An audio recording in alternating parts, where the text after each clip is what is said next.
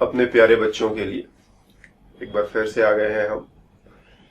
Hello बच्चों, आज के क्लास में डिस्कशन लाइव चलने जा रहा है। लाइव चलने क्या जा रहा है, डिस्कशन लाइव चल रहा है। बीच बीच में तुम्हें कुछ पूछना हो तुम अपने प्रश्न भी उठा सकते हो। तो जो एक्सरसाइज पैकेज हमने तुम लोगों को दिया हुआ है, करीब करीब उसमें 400 क्वेश्चंस के आसपास है, जिसमें सिंगल ऑप्शन वाले क्वेश्चंस है। उसके बाद कुछ 150-200 के आसपास जो है कई सारे ऑप्शन वाले क्वेश्चंस भी हैं।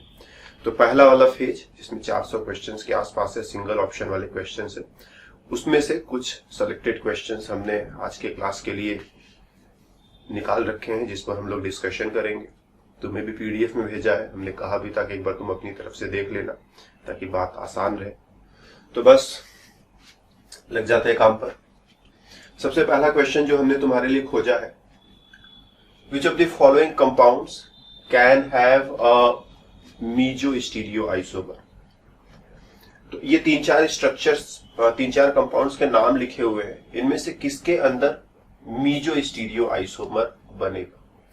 तो मीजो बनने के लिए कंडीशन क्या होता है, अगर ये अपने को पता हो तो फिर इस क्वेश्चन में कोई दम ही नहीं है। तो मीजो बनने के लिए कम से कम मॉलिक्यूल में 2 एसिमेट्रिक कार्बन एटम्स होने चाहिए। कम से कम 2 एसिमेट्रिक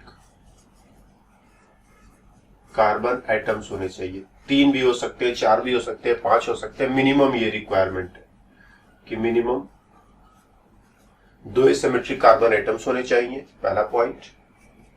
और दूसरा पॉइंट कि स्ट्रक्चर ऐसा होना चाहिए, structure should be divisible into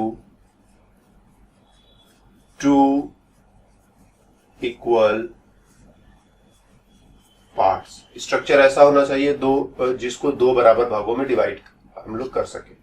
जैसे हम लोग कहते हैं ये कार्बन एसिमेट्रिक बनाने जा रहे हैं, तो एसिमेट्रिक बनाने के लिए यहां पर कोई ग्रुप X, Y, Z हमने जोड़ दिया। इधर की तरफ भी वही X, Y, Z वही वाले ग्रुप रिपीट करोगे। तो ये एक एसिमेट्रिक कार्बन जिस पर 4 अलग अलग ग्रुप्स, 1, 2, 3 और ये पूरा का पूरा चौथा पार्ट हो जाएगा। तो इस कार्बन के लिए 1, 2, 3, 4 अलग अलग ग्रुप्स। इसी वे में तुम देखोगे तो इस वाले कार्बन के लिए भी 1, 2, 3 और ये चौथा, मतलब 1, 2, 3 और ये चौथा ग्रुप। तो इस कार्बन पर भी 4 अलग अलग ग्रुप्स है, तो दोनों ही कार्बन एसिमेट्रिक है। और स्ट्रक्चर ऐसा है कि बीच में से 2 पार्ट में डिवाइड हो रहा है। और साथ ही साथ मीजो होने के लिए केवल 2 पार्ट में डिवाइड होना जरूरी नहीं है। ऐसा होना चाहिए कि Z के सामने Z रहे, X के सामने X रहे, Y के सामने Y रहे। अगर हमने यही ऐसे लिख दिया कि यहाँ X और यहाँ X, ठीक, यहाँ Y और यहाँ Y, यहाँ Z और यहाँ Z, तो स्ट्रक्चर तो अभी भी बीच में से 2 पार्ट में डिविजिबल है, क्योंकि जो चीजें उधर की तरफ है वही चीजें इधर की तरफ है। लेकिन यहाँ पर क्या है, जब Z के सामने Z, X के सामने X, Y के सामने Y होता है तो हम लोग बोलते हैं प्लेन ऑफ सिमेट्री है। Z का इमेज Z पर बनेगा, X का इमेज X पर बनेगा, Y का इमेज Y पर बनेगा। तो ये ऑप्टिकली इनएक्टिव होगा। तो एसिमेट्रिक कार्बन होने के बावजूद अगर मॉलिक्यूल ऑप्टिकली इनएक्टिव होता है तो उसी को तुम कहते हो meso.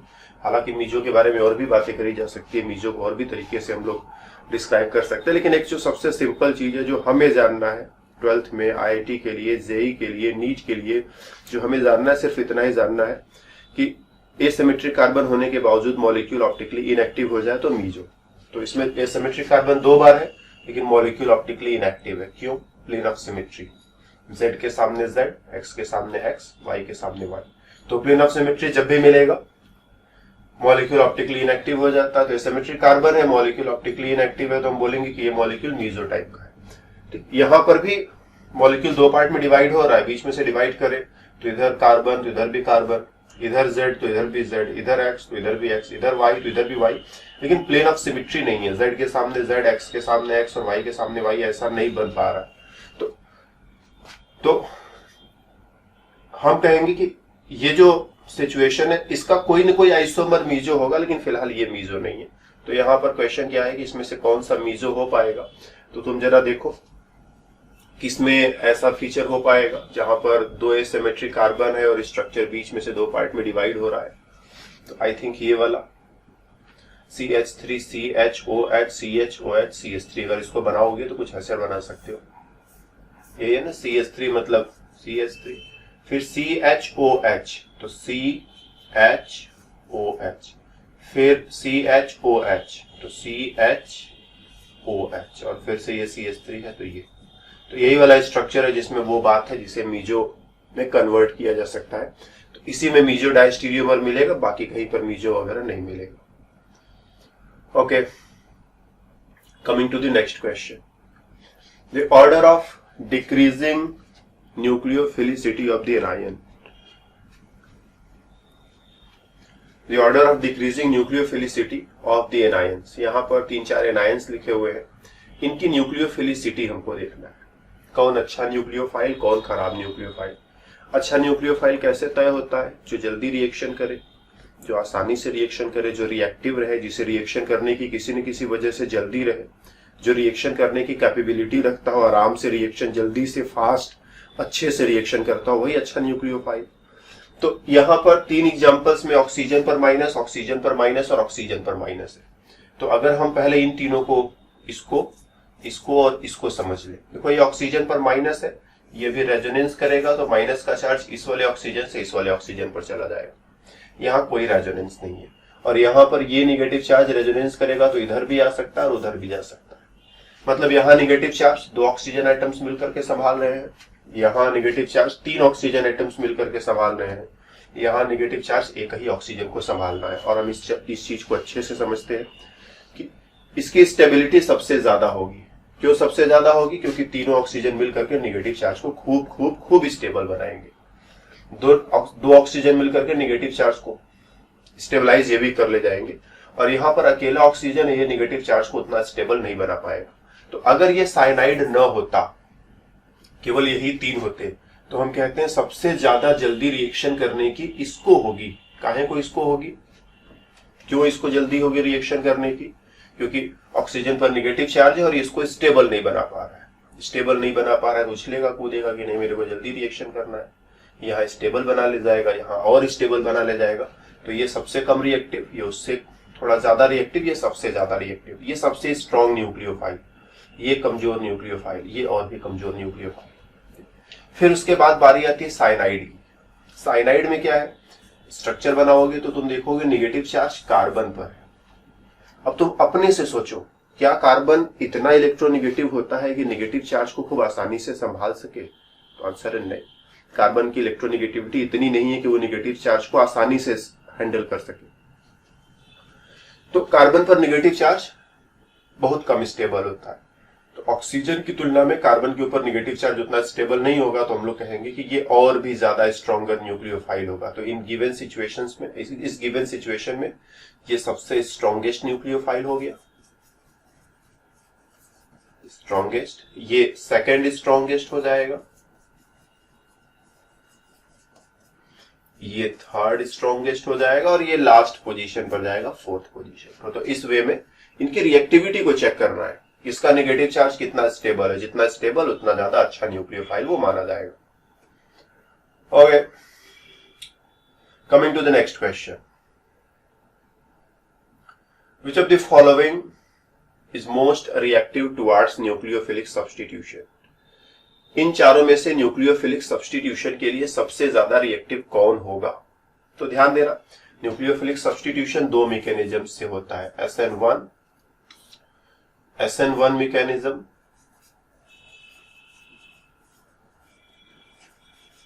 And SN2 mechanism. SN1 mechanism में कार्बोकटायन बनता है और SN2 में कोई कार्बोकटायन नहीं बनता है। तो अगर यहां पर दिया नहीं हुआ है ना कि हमें SN1 मैकेनिज्म से देखना है, SN2 मैकेनिज्म से देखना है, जस्ट ऐसे ही पूछ लिया है कौन सबसे ज्यादा रिएक्टिव है न्यूक्लियोफिलिक सब्स्टिट्यूशन के लिए, तो मेरे को दोनों मैकेनिज्म से सोच करके अलग अलग हो सकता है 2 अलग अलग आंसर निकल आए। तो पहले हम SN1 के लिए सोचेंगे। क्वेश्चन थोड़ा सा कम क्लियर है, लेकिन अब जैसा है वैसा है, अपने सामने है और हमें इसी क्वेश्चन को डील करना है। तो हम चलो SN1 मैकेनिज्म से सोचते हैं सबसे ज्यादा रिएक्टिव को। फिर SN2 से भी सोचेंगे सबसे ज्यादा रिएक्टिव कौन। Come on, one by one. तो SN1 मैकेनिज्म में क्या होना है, कार्बोकैटायन बनना है। जैसे हम इस वाले सबस्ट्रेट को उठा ले तो CH2 double bond CH and chlorine, इस बॉन्ड को ब्रेक करेंगे, क्लोरीन पर माइनस, कार्बन पर प्लस। लेकिन ध्यान देना ये बॉन्ड मजबूत है, दो वजहों से मजबूत है। एक कि क्लोरीन अपना लोन पेयर डोनेट करके इधर रेजोनेंस करेगा, तो बीच में ये जो सिंगल बॉन्ड दिखाई पड़ रहा है ये प्योर सिंगल बॉन्ड नहीं है, इसमें डबल बॉन्ड कैरेक्टर है। बॉन्ड मजबूत है, तोड़ना मुश्किल है। दूसरी चीज, इस कार्बन का हाइब्रिडाइजेशन sp2 है। अगर हम ऐसा सिचुएशन रखते कि क्लोरीन sp3 कार्बन के साथ होता है तो sp3 कार्बन के साथ क्लोरीन का बॉन्ड कमजोर होता है, sp2 कार्बन के साथ क्लोरीन का बॉन्ड मजबूत होता है। तो ये बॉन्ड अगर यहां की तुलना में इस वाले बॉन्ड के बारे में सोचे तो ये बॉन्ड कमजोर, ये बॉन्ड स्ट्रॉन्ग। इसके लिए दो रीजन, एक तो ये रेजोनेंस की वजह से डबल बॉन्ड कैरेक्टर, और दूसरा कि कार्बन sp2 है, sp2 कार्बन के साथ क्लोरीन का बॉन्ड मजबूत होता है, इसीलिए इसकी रिएक्टिविटी बहुत खराब रहेगी। सेम वे में दूसरा ऑप्शन क्लोरोबेंजीन, क्लोरोबेंजीन में भी वही सारी बातें हैं। यहां पर भी जो है क्लोरीन लोन पेयर डोनेट करके बेंजीन रिंग के साथ रेजोनेंस करेगा, रेजोनेंस करेगा तो डबल बॉन्ड कैरेक्टर आएगा। साथ ही साथ ये कार्बन जिसके साथ क्लोरीन का कनेक्शन है ये sp2 कार्बन है। अगर सपोज सिचुएशन ऐसा रहता कि बेंजीन रिंग न रहता, ये पाई बॉन्ड्स न होते, सिर्फ ऐसा होता, कार्बन sp3 होता, तो ये बॉन्ड कमजोर था। लेकिन ये बॉन्ड मजबूत है। क्यों मजबूत है? रेजोनेंस की वजह से और sp2 की वजह से। इसीलिए इस बॉन्ड को भी तोड़ना मुश्किल, और ये भी SN2 रिएक्शन हो या SN1 रिएक्शन हो, जिस भी तरह से रिएक्शन ले जाओ, दोनों ही रास्ते पर ये बहुत खराब तरीके से रिएक्शन करेगा, या बोलो रिएक्शन करेगा ही नहीं। तो इन दोनों को न्यूक्लियोफिलिक सब्स्टिट्यूशन में शामिल कराना ये खेल नहीं है बच्चों का, इसमें तेल निकल जाता है अच्छों का। मतलब बहुत मुश्किल है, कहने का मतलब मेरा ये है ना कि रिएक्शन बहुत मुश्किल है। यहाँ पर इस रिएक्शन को कराना चाहो या यहाँ पर इस बॉन्ड को तोड़ना चाहो, इस बॉन्ड को तोड़ना चाहो, बेहद मुश्किल है, बेहद मुश्किल है, बेहद मुश्किल है। फिर उसके बाद ये दो सबस्ट्रेट्स को एक साथ उठाते हैं। एक है CH3 CH2 CH2 and Cl, और दूसरा है CH2 double bond CH CH2 and Cl। इस बॉन्ड को ब्रेक करोगे, ध्यान रखना हम SN1 मैकेनिज्म से सोच रहे हैं, तो SN1 मैकेनिज्म से सोचोगे तो इस पर आएगा माइनस, इस पर आएगा प्लस, ठीक, प्राइमरी कार्बोकैटायन। और इस बॉन्ड को फिर से SN1 मैकेनिज्म से तोड़ोगे, इस पर आएगा माइनस, इस पर आएगा प्लस, और प्लस का चार्ज इस डबल बॉन्ड के साथ रेजोनेंस करेगा, इसको स्टेबिलिटी मिलेगी। स्टेबिलिटी मिलेगी तो इसकी तुलना में ये ज्यादा रिएक्टिव होगा। तो गिवन चारों सिचुएशंस में से ऊपर वाले दो सिचुएशंस में तो कार्बन और क्लोरीन का बॉन्ड इतना मजबूत है कि उसको तोड़ने के बारे में हम सोच ही नहीं रहे हैं। इन्हीं दोनों में से कोई एक आंसर हो सकता था या हो सकता है, और हम देख रहे हैं कि कार्बोकैटायन यहाँ पर ज्यादा स्टेबल है रेजोनेंस की वजह से, इसीलिए हम कहेंगे SN1 पाथ से चारों में सबसे ज्यादा रिएक्टिव यही है। तो SN1 रास्ते से जाए तो ऑप्शन ये वाला चूज करेंगे कि यही है most reactive for the nucleophilic substitution. Now let us think about SN2। SN2 रास्ते से सोचे तो क्या होगा? SN2 रास्ते से क्या होगा? इन दोनों को तो हम वैसे ही इग्नोर कर दे रहे हैं क्योंकि बॉन्ड टूटना मजबूत है, रास्ता SN1 हो कि SN2 हो फर्क नहीं पड़ता, ये दोनों में से किसी रास्ते से रिएक्शन करना इनके लिए आसान नहीं होगा। तो SN2 रास्ते से सोच रहे हैं, ध्यान देना SN1 रास्ते से सोचा तो इसकी रिएक्टिविटी मैक्सिमम मिली, बात खत्म। अब SN2 रास्ते से सोच रहे हैं, SN2 रास्ते से इन दोनों में से कौन ज्यादा रिएक्टिव है? Fine, let us go ahead. तो SN2 में अगर हम लोग एक सिंपल सिचुएशन पहले अपने सामने रखें, जैसे ये रहा कार्बन, कार्बन के साथ ये रहा क्लोरीन, और यहां पर तीन छोटे छोटे हाइड्रोजन, और ये कोई न्यूक्लियोफाइल जो बैक साइड अटैक करेगा तभी तो SN2 होगा। तो प्रोडक्ट में क्या होगा? कार्बन, कार्बन के साथ ये रहा न्यूक्लियोफाइल और तीनों हाइड्रोजन्स कुछ इस तरह से, हाइड्रोजन्स उधर की तरफ उलट गए। तो अभी क्या है, तीनों हाइड्रोजन्स का ओरिएंटेशन थोड़ा नीचे की तरफ ना, ऐसे है, जैसे हमारा हाथ ऐसे नीचे की तरफ है ना, ऐसे है। यहां पर तीनों हाइड्रोजन्स का ओरिएंटेशन ऐसे है, बीच में तीनों हाइड्रोजन का ओरिएंटेशन ऐसा होगा कि कार्बन के साथ तीनों हाइड्रोजन्स एक ही प्लेन में रहेंगे, हाइड्रोजन हाइड्रोजन हाइड्रोजन, तीनों हाइड्रोजन एक ही प्लेन में है बिल्कुल। ये बॉन्ड टूट रहा है लेकिन अभी पूरी तरह से टूटा नहीं है, क्लोरीन। ये बॉन्ड बन रहा है लेकिन अभी पूरी तरह से बना नहीं, इसीलिए डॉटेड लाइन से दिखा रहे हैं। तो ये है ट्रांजिशन स्टेट, ठीक, रिएक्टेंट प्रोडक्ट ट्रांजिशन स्टेट, जहां पर बनने वाला बॉन्ड और टूटने वाला बॉन्ड न तो पूरी तरह से बना है, न तो पूरी तरह से टूटा है। कार्बन ने कितने बॉन्ड्स बनाए हैं? 1 2 3 4 5। क्या कार्बन 5 बॉन्ड्स बना सकता है? तो आंसर है नहीं। तो 3 बॉन्ड्स इसमें देखो नॉर्मल है, लेकिन 1 बॉन्ड एबनॉर्मल है। इस कार्बन का हाइब्रिडाइजेशन यहां पर sp2 होता है, मतलब एक प्योर ऑर्बिटल होगा कार्बन के पास, और वो जो प्योर ऑर्बिटल होगा उसमें 2 लोब्स होंगे। तो इसका एक लोब इधर तो ये क्लोरीन के साथ ओवरलैप किया हुआ है, और इधर दूसरी तरफ ये न्यूक्लियोफाइल के साथ ओवरलैप किया हुआ है। तो ये दोनों बॉन्ड्स एबनॉर्मल वे में बने हुए हैं, नॉर्मल बॉन्ड्स नहीं है। थोड़ी देर के लिए माना जा सकता है कि चलो ऐसा पॉसिबल है। तो ट्रांजिशन स्टेट में सिचुएशन कुछ ऐसा है कि कार्बन के साथ 3 bonds, hydrogen hydrogen hydrogen plane में, क्लोरीन ऊपर, न्यूक्लियोफाइल नीचे। ठीक, इस ट्रांजिशन स्टेट को हम थोड़ा कॉपी कर लेते हैं। कॉपी करके साफ साफ थोड़ा बनाते हैं ताकि इस पर और अच्छे से डिस्कशन किया जा सके। लो, पेज खत्म हो गया, just a moment.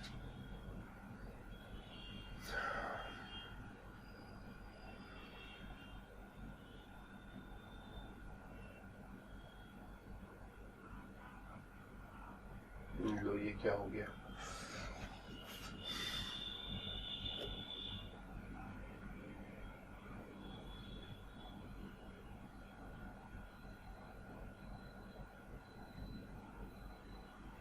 Just moment, थोड़ा सा इंतजार। पेज एक बार फिर से ऐड करना पड़ेगा। ये आ गया पेज, और ये हमने इसको कॉपी किया अगले पेज के लिए। चलो भाई, अगले पेज पर चलो। ओके, तो ये ट्रांजिशन स्टेट है। ट्रांजिशन स्टेट की स्टेबिलिटी जितनी ज्यादा होगी, रिएक्शन उतनी आसानी से होता चला जाएगा। तो चलो हम कह देते हैं, इसमें से क्या करो, यहां से इस हाइड्रोजन को हटा देते हैं। हटा करके हम क्या करते हैं, CH3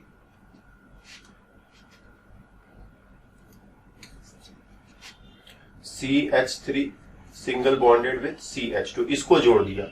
तो इसको जोड़ने से होगा क्या कि इसके स्टेबिलिटी पर कोई फर्क पड़ेगा? तो आंसर है फर्क पड़ेगा। ये भीड़ बढ़ा देगा, भीड़ बढ़ाने की वजह से रिपल्सन बढ़ जाएगा, रिपल्सन बढ़ने की वजह से इसकी स्टेबिलिटी डाउन हो जाएगी और रिएक्शन मुश्किल हो जाएगा। हाइड्रोजन छोटा था, उससे कोई भीड़ नहीं थी, लेकिन बड़ा एल्किल ग्रुप लगा दोगे तो भीड़ बढ़ जाएगा। हाइड्रोजन छोटा आइटम, एल्किल ग्रुप बड़ा ग्रुप, भीड़ बढ़ गया, स्टेबिलिटी कम हुई, रिएक्शन मुश्किल हो गया। अब एक दूसरा सिचुएशन, ठीक, फिर से हम इसकी एक और कॉपी बनाते हैं। पहले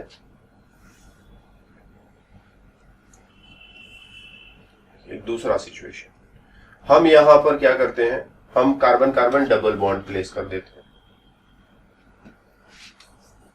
हम यहां पर एक carbon carbon double bond place कर देते हैं, CH2 double bond CH। Double bond है मतलब पाई बॉन्ड है। पाई बॉन्ड कैसे बना होगा, इसके पास एक प्योर ऑर्बिटल, इसके पास एक प्योर ऑर्बिटल, दोनों साइड से ओवरलैप किए होंगे तो पाई बॉन्ड बना रहे होंगे। यहां पर भी ध्यान देना, एक प्योर ऑर्बिटल है, ये प्योर ऑर्बिटल इन सब के साथ ऐसे मिक्स हो जाएगा। तो कुछ रेजोनेंस टाइप का चीज, हम रेजोनेंस तो नहीं कहेंगे, लेकिन रेजोनेंस टाइप का चीज हो रहा है, जिसकी वजह से ट्रांजिशन स्टेट की स्टेबिलिटी बढ़ जाएगी और रिएक्शन आसानी से हो जाएगा। तो जहां पर ये 3 हाइड्रोजन हुआ करते थे, उसमें से अगर एक हाइड्रोजन को हटा करके या दूसरा हाइड्रोजन भी हटा दे या तीसरा हाइड्रोजन भी हटा दे, कम से कम एक बार तो हटाए, हटा करके कार्बन कार्बन डबल बॉन्ड लगा देते हैं। ठीक, सिचुएशन कुछ ऐसा, कार्बन कार्बन डबल बॉन्ड लगा देते हैं। तो ये पी ऑर्बिटल और ये वाला पी ऑर्बिटल आपस में मिक्स होकर के ट्रांजिशन स्टेट की स्टेबिलिटी बढ़ाते हैं और रिएक्टिविटी बढ़ जाती है। तो अब अगर हम फिर से अपने सिचुएशन पर वापस आ जाए, तो ये डबल बॉन्ड SN1 में तो मदद कर ही रहा है। कैसे मदद कर रहा है? पॉजिटिव चार्ज की स्टेबिलिटी बढ़ा के। लेकिन ये डबल बॉन्ड SN2 में भी मदद कर रहा है। कैसे मदद कर रहा है? ट्रांजिशन स्टेट की स्टेबिलिटी बढ़ा करके।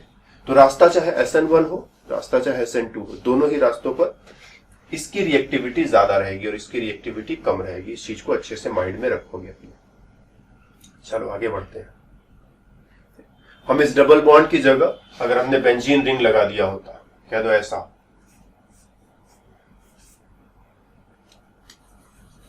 तो पहले इसको एज सच बना लेते हैं। कार्बन हाइड्रोजन हाइड्रोजन हाइड्रोजन, एक ही क्लोरीन ऊपर और न्यूक्लियोफाइल नीचे, हाइड्रोजन और हाइड्रोजन। यहां पर जो है कह दो हम एक बेंजीन रिंग लगा दे रहे हैं। तो बेंजीन रिंग में क्या है, इसमें भी डबल बॉन्ड से डबल बॉन्ड से, तो यहाँ पर पी ऑर्बिटल्स होंगे बेंजीन रिंग के, और यहाँ पर इसका पी ऑर्बिटल है। तो जो बेंजीन रिंग के पी ऑर्बिटल्स हैं, ये पी ऑर्बिटल और ये सारे पी ऑर्बिटल आपस में मिक्स होकर के फिर फिर से जो है ट्रांजिशन स्टेट की स्टेबिलिटी बढ़ा देते हैं और ट्रांजिशन स्टेट की स्टेबिलिटी बढ़ाने से फिर से रिएक्टिविटी बढ़ जाएगी, राइट। या फिर हम लोग एक काम और कर सकते हैं, ये रहा हाइड्रोजन हाइड्रोजन हाइड्रोजन, यहां पर ऊपर की तरफ क्लोरीन, नीचे की तरफ न्यूक्लियोफाइल, और ये रहा इसका पी ऑर्बिटल। यहां पर अगर हम सी डबल बॉन्ड ओ जोड़ दें तो सी डबल बॉन्ड ओ में भी वही पी ऑर्बिटल्स होंगे ही होंगे, ये दोनों इसके साथ मिक्स हो जाएंगे, मिक्स होकर के इसकी स्टेबिलिटी फिर बढ़ा देंगे।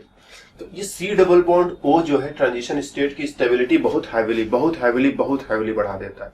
यहाँ पर ये दोनों क्या करते हैं, सिर्फ इसके साथ मिक्स होते हैं, देखिए ये दोनों सिर्फ इसके साथ मिक्स होते हैं और मिक्स होते हैं, लेकिन ये क्या करता है, मिक्स होकर के स्टेबिलिटी तो बढ़ाता है, साथ ही साथ सी डबल बॉन्ड ओ क्या है, जोर से इलेक्ट्रॉन खींचने वाला ग्रुप है।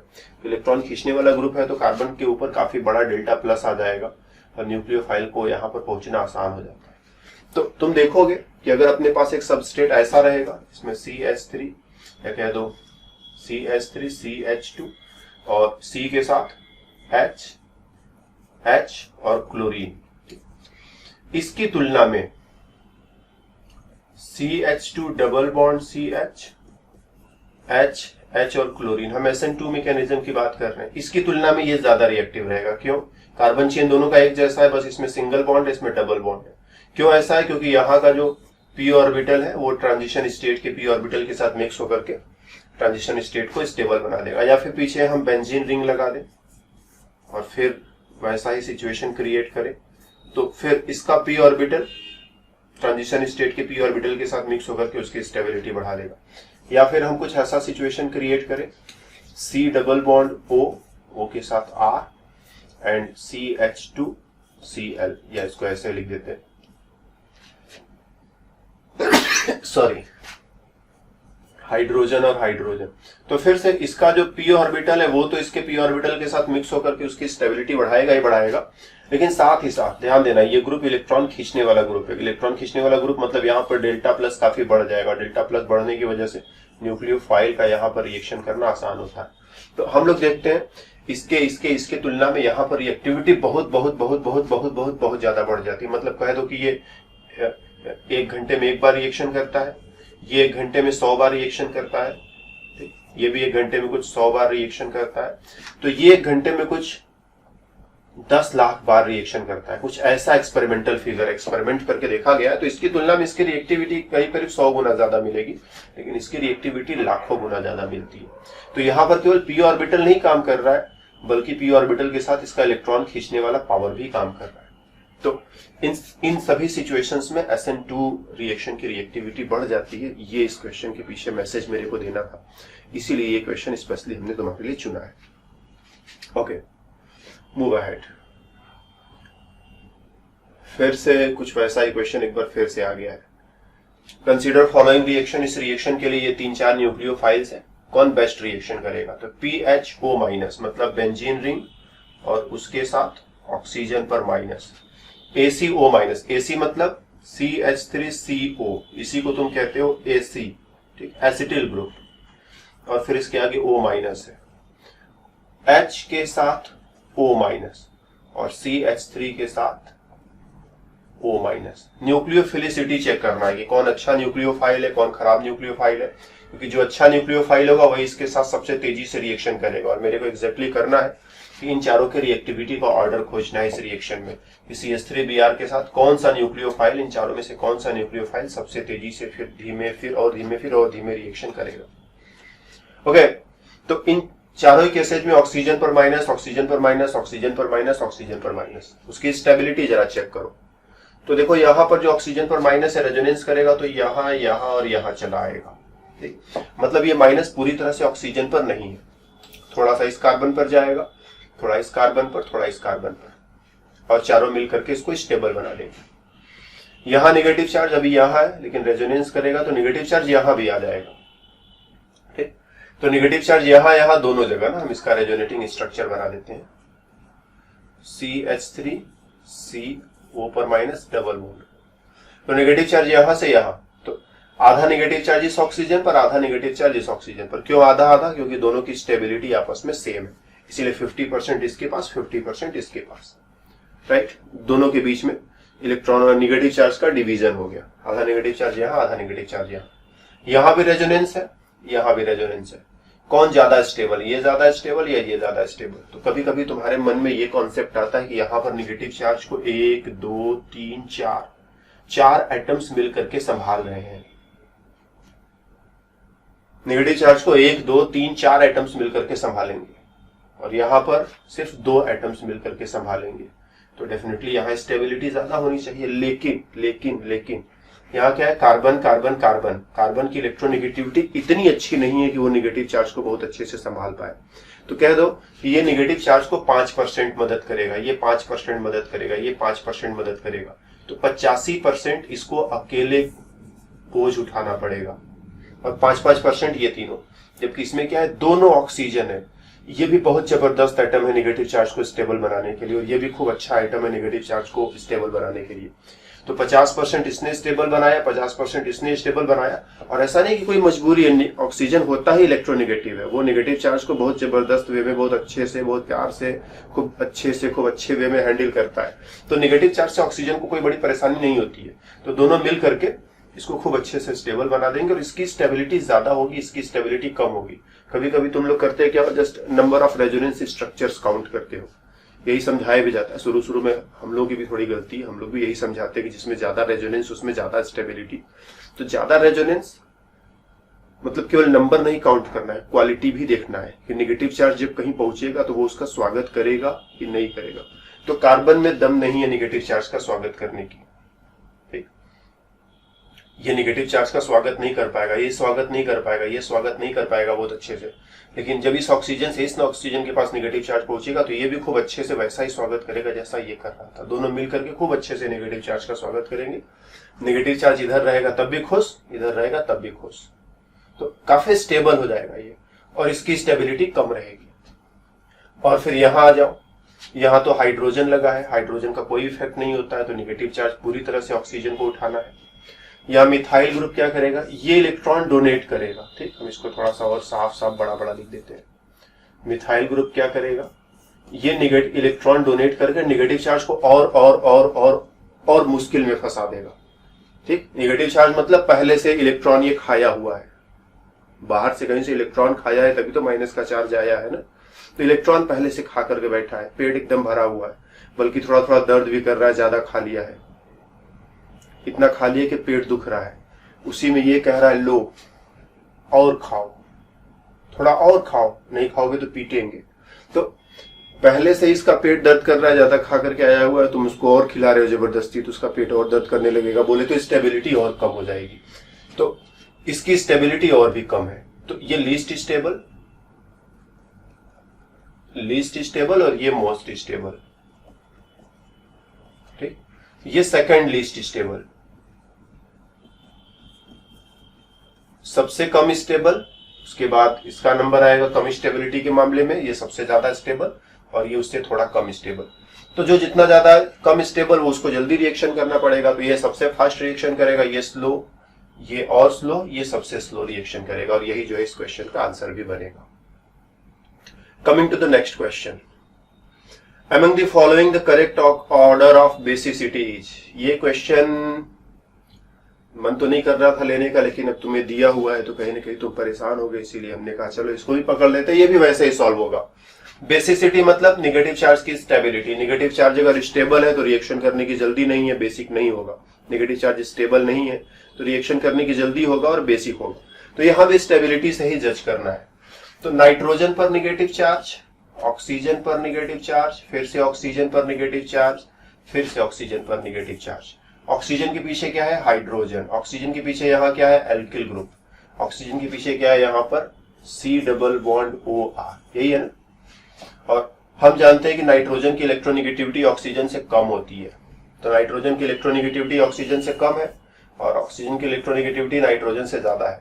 तो नेगेटिव चार्ज यहाँ कम स्टेबल, यहाँ ज्यादा स्टेबल। ये दोनों नियरली एक ही जैसे हैं, बस हाइड्रोजन और एल्किल ग्रुप का फर्क है। तो अभी जैसा ऊपर डिस्कस किया था, हाइड्रोजन का तो कोई इफेक्ट नहीं है। एल्किल ग्रुप क्या करेगा, इसको थोड़ा थोड़ा और खिलाएगा, इलेक्ट्रॉन डोनेट करेगा। इसका पेट पहले से भरा है, दुख भी रहा है थोड़ा थोड़ा, इसने फिर और खिला दिया, लो और खाओ नहीं तो पीटेंगे। तो नेगेटिव चार्ज की स्टेबिलिटी कम हो जाएगी।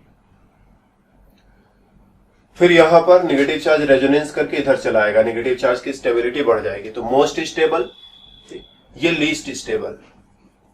लीस्ट स्टेबल क्यों लीस्ट स्टेबल? क्योंकि नाइट्रोजन पर है, समझ रहे हो ना, नाइट्रोजन पर, इसीलिए ये मोस्ट स्टेबल। इन दोनों में देखा जाए ये लेस स्टेबल और ये मोर स्टेबल। क्यों लेस और मोर? क्योंकि अल्किल ग्रुप इलेक्ट्रॉन डोनेट करके इसका पेट और दर्द करवा देगा, इस वजह से।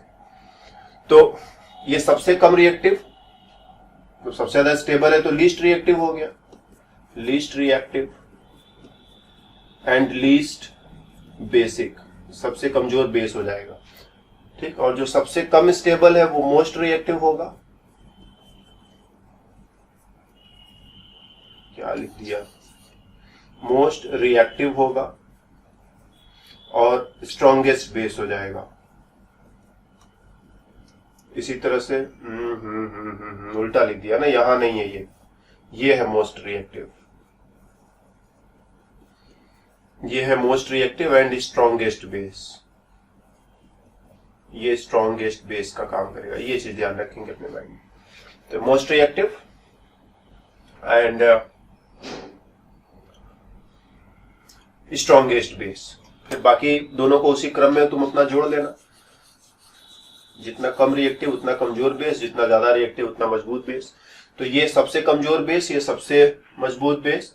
इन दोनों में ये थोड़ा कम स्टेबल है तो थोड़ा ज्यादा बेसिक होगा, ये थोड़ा ज्यादा स्टेबल है तो थोड़ा कम बेसिक होगा। तो क्रम देखोगे तो बेसिक स्ट्रेंथ में पहला क्रम इसका आएगा, दूसरा क्रम इसका आएगा, तीसरा क्रम इसका आएगा और चौथा क्रम इसका आएगा। सबसे ज्यादा, उससे कम और सबसे कम बेसिक। तो ये क्वेश्चन भी कुछ पिछले क्वेश्चन के ही जैसा था। क्वेश्चन नंबर 23 ये हमने सेलेक्ट किया है तुम्हारे लिए। Alkyl halides react with lithium dialkyl cuprate to give. कोई एल्किल हैलाइड पकड़ लो R एंड X, ये बॉन्ड टूटेगा, R पर माइनस X पर plus. Lithium dialkyl cuprate, इसका स्ट्रक्चर कैसा होता है? लिथियम डाई एल्किल क्यूपरेट मतलब कॉपर के साथ दो एल्किल ग्रुप। कॉपर पर प्लस का चार्ज लिखा भी है यहाँ पर +1, एल्किल पर माइनस का चार्ज, इस पर माइनस का चार्ज और लिथियम पर प्लस का चार्ज। तो 2 बार प्लस 2 बार माइनस बैलेंस हो जाएगा। इसके टूटने से मेरे को निगेटिव एल्किल ग्रुप मतलब कार्बन आयन मिलता है, ठीक। और यहां से ये हमने उल्टा लिख दिया ना, हेलोजन पर प्लस और एल्किल पर माइनस, फिर वही लिख दिया, हेलोजन पर माइनस और एल्किल पर प्लस। तो इधर एल्किल पर पॉजिटिव चार्ज है, मतलब ये कार्बोकैटायन टाइप का है, कार्बोकैटायन या कार्बोकैटायन टाइप, और ये कार्बन आयन या कार्बन आयन टाइप। तो इसका पॉजिटिव एल्किल और इसका निगेटिव एल्किल आपस में रिएक्शन करेंगे, कह देते हैं चलो ये R डैश और R डैश है, तो इसका R और इसका R डैश आपस में रिएक्शन करेंगे तो क्या बनेगा? R और R डैश प्लस, और बैलेंस करना है तो CuR एक बच्चा रह जाएगा प्लस LiX। इस वे में रिएक्शन बैलेंस कर सकते हो। तो यही है मेन प्रोडक्ट।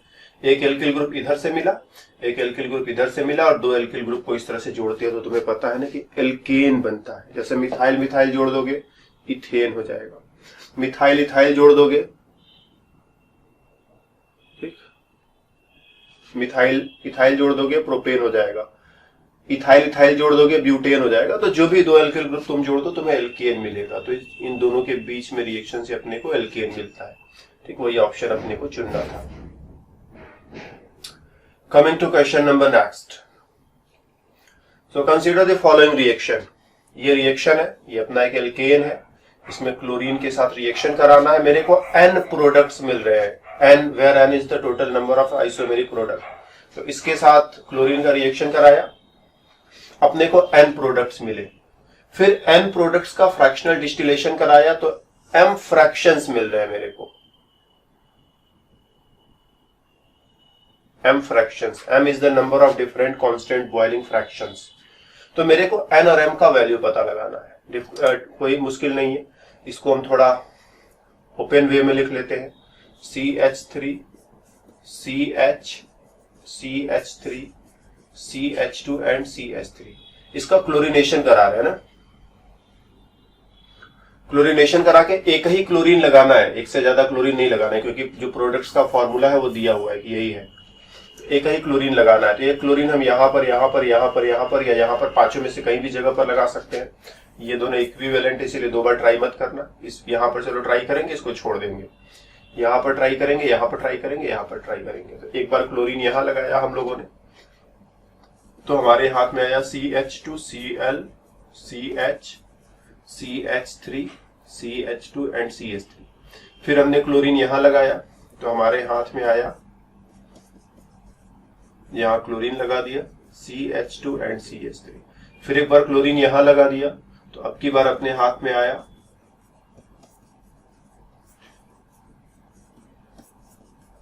और एक बार क्लोरीन यहां लगा दिया तो अब की बार हमारे हाथ में जो मॉलिक्यूल आएगा रिएक्शन के बाद ये आएगा। और ध्यान से देखना, ये कार्बन एसिमेट्रिक होगा क्योंकि एक हाइड्रोजन, दूसरा ये ग्रुप, तीसरा ये ग्रुप, चौथा ये ग्रुप। इस कार्बन पर 4 अलग अलग ग्रुप है तो कार्बन एसिमेट्रिक। सेम वे में ये कार्बन भी एसिमेट्रिक। तो इस प्रोडक्ट का एक डी फॉर्म होगा और एक एल फॉर्म होगा। ठीक, तो कह दो ये है ए का डी और ए का एल। यहां पर भी एसिमेट्रिक कार्बन है, चलो कह देते हैं बी का भी डी और बी का डी और बी का एल दोनों बनेंगे। इसमें कोई एसिमेट्रिक कार्बन नहीं है, चलो ये हो गया सी, और इसमें भी कोई एसिमेट्रिक कार्बन नहीं है, ये हो गया डी। तो ए का डी ए का एल 2 प्रोडक्ट, बी का डी बी का एल 4 प्रोडक्ट्स हो गए, 5 प्रोडक्ट 6 प्रोडक्ट। तो 6 प्रोडक्ट यहां पर तुम्हें एन की जगह पर मिलेंगे। एन का वैल्यू हो गया 6। अब ये मिक्सचर में से इसका तुम फ्रैक्शनल डिस्टिलेशन करोगे। फ्रैक्शनल डिस्टिलेशन में करते क्या है, जैसे 2 लिक्विड्स आपस में मिक्स हो गए हैं, दोनों का बॉइलिंग पॉइंट अलग अलग है, तो दोनों को तुम सेपरेट कर सकते हो। अगर दोनों का बॉइलिंग पॉइंट अलग अलग नहीं है तो सेपरेट नहीं कर पाओगे। तो डी और एल का बॉइलिंग पॉइंट सेम होता है, डी और एल का बॉइलिंग पॉइंट सेम होता है। तो जब तुम इसको बॉयल करोगे तो ये अलग हो जाएगा, ये अलग हो जाएगा, ये दोनों साथ साथ जाएंगे और ये दोनों भी साथ साथ जाएंगे। तो बॉयल करने पर ये अलग मिलेगा, ये अलग मिलेगा, ये दोनों का मिक्सचर एक साथ रहेगा, ये दोनों का मिक्सचर एक साथ रहेगा। तो 4 फ्रैक्शंस मिलेंगे, एक फ्रैक्शन इसका, एक फ्रैक्शन इसका, एक फ्रैक्शन इसका, एक फ्रैक्शन इसका। तो यहां पर जो लिखा हुआ था कि फ्रैक्शनल डिस्टिलेशन करेंगे तो एम फ्रैक्शंस मिलेंगे। ठीक, तो एम का वैल्यू हो जाएगा 4। तो इस क्वेश्चन को इस वे में सॉल्व करना था। Okay, now move ahead. Cyclohexane is best, hexane is best prepared from cyclohexanol by the action of which of the following। तो साइक्लोहेक्सीन जो है, साइक्लोहेक्सीन को हम लोग साइक्लोहेक्सेनॉल से साइक्लोहेक्सीन बनाना है, यहां से यहां जाना है। तो यहां से OH निकालोगे और यहां से H निकालोगे और ये चीज बन जाएगा। तो OH क्या है, अच्छा लिविंग ग्रुप होता नहीं है, तो हम लोग सबसे पहले इसे एक H+ देते हैं। H+ देते हैं तो क्या होता है, ये OH2+ में बदलता है। अब ये निकल जाता है, निकल जाने के बाद क्या होगा, कार्बोकटायन बन जाएगा। फिर कार्बोकटायन बनने के बाद इधर से हाइड्रोजन हटा करके इधर इलेक्ट्रॉन शिफ्ट करोगे तो ये एल्कीन बन जाएगा। ये रिएक्शन का मैकेनिज्म होगा। तो H+ कौन दे सकता है, H3PO4 भी दे सकता है, HCl भी दे सकता है, कंसंट्रेटेड HCl भी दे सकता है, कंसंट्रेटेड HBr भी दे सकता है, सभी दे सकते हैं। लेकिन ध्यान देना, यहाँ पर H+ के साथ साथ Cl- है, यहाँ भी H+ के साथ साथ Cl- है, यहाँ H+ के साथ साथ Br- है। ये क्लोराइड और ब्रोमाइड यहाँ इस कार्बोकटायन के साथ रिएक्शन कर सकते हैं। जबकि H3PO4 में, H3PO4 जब H+ देगा तो बचा हुआ पार्ट जो है H2PO4-, ये जो है बहुत अच्छा न्यूक्लियोफाइल नहीं होता, ये रिएक्शन करना पसंद नहीं करता। ठीक, ये रिएक्शन करना पसंद नहीं करता। तो हमारा चॉइस H3PO4 होगा, क्योंकि ये H+ देगा और H+ देने के बाद जो बचा हुआ एनायन है वो रिएक्शन में पार्टिसिपेट करना पसंद नहीं करता है। इसीलिए हम लोग यहाँ पर H+ के सोर्स की तरह से H3PO4 का इस्तेमाल करेंगे, इन तीनों का इस्तेमाल नहीं करेंगे, क्योंकि क्लोराइड और ब्रोमाइड जो है इस कार्बोकटायन के साथ रिएक्शन करके रिएक्शन को अलग डायरेक्शन में ले जाएंगे। इसीलिए हम ये खतरा नहीं उठाएंगे, HCl का इस्तेमाल नहीं करेंगे और HBr का इस्तेमाल नहीं करेंगे। H3PO4 या फिर H2SO4 का भी इस्तेमाल कर सकते हैं। ये दोनों का के जो एनायंस होते हैं वो आसानी से रिएक्शन में पार्टिसिपेट नहीं करते हैं, इस वजह से। Okay, question number next. Methyl vinyl ether reacts with HBr under anhydrous condition at room temperature to give which of these। Methyl vinyl ether का स्ट्रक्चर जरा देखो, CH2 double bond CHO CH3। ये बॉन्ड मजबूत है। क्यों मजबूत है? Oxygen के रेजोनेंस की वजह से और sp2 की वजह से। बॉन्ड इधर से नहीं टूटेगा, बॉन्ड इधर से टूटेगा, कार्बन पर आएगा प्लस, ऑक्सीजन पर आएगा माइनस, HBr के साथ रिएक्शन करा रहे हो, H पर प्लस, Br पर माइनस। बॉन्ड को यहां से ब्रेक करो, H को इसमें चिपकाओ, ब्रोमीन को इसमें चिपकाओ।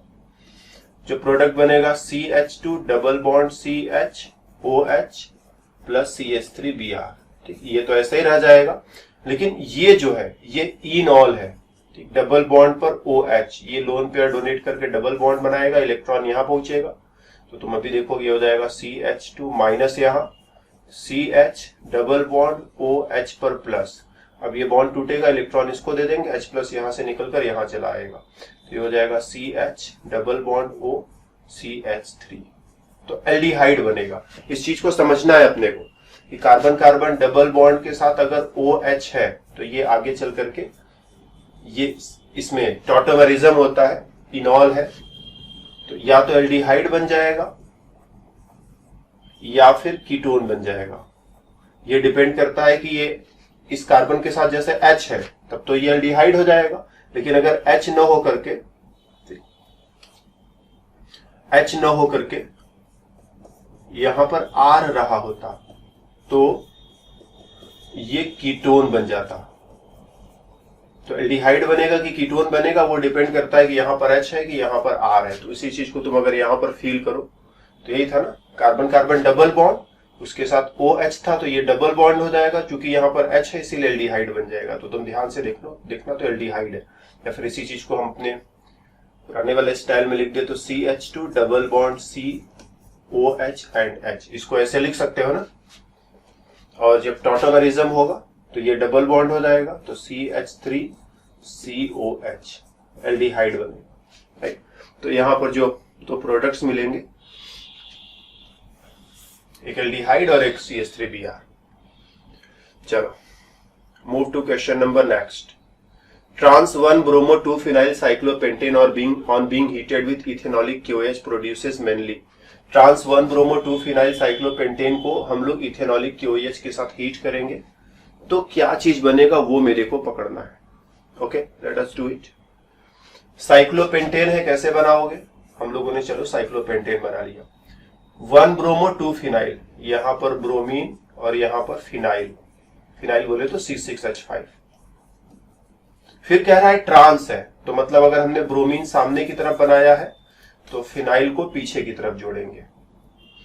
फिर कह रहा है इसको इथेनॉलिक KOH, ठीक, के साथ अपने को हीट करना है, तो इथेनॉलिक KOH या अल्कोहलिक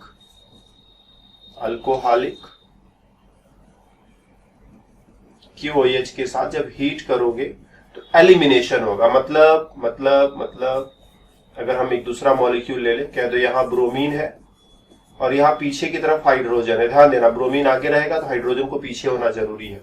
और तुम अल्कोहलिक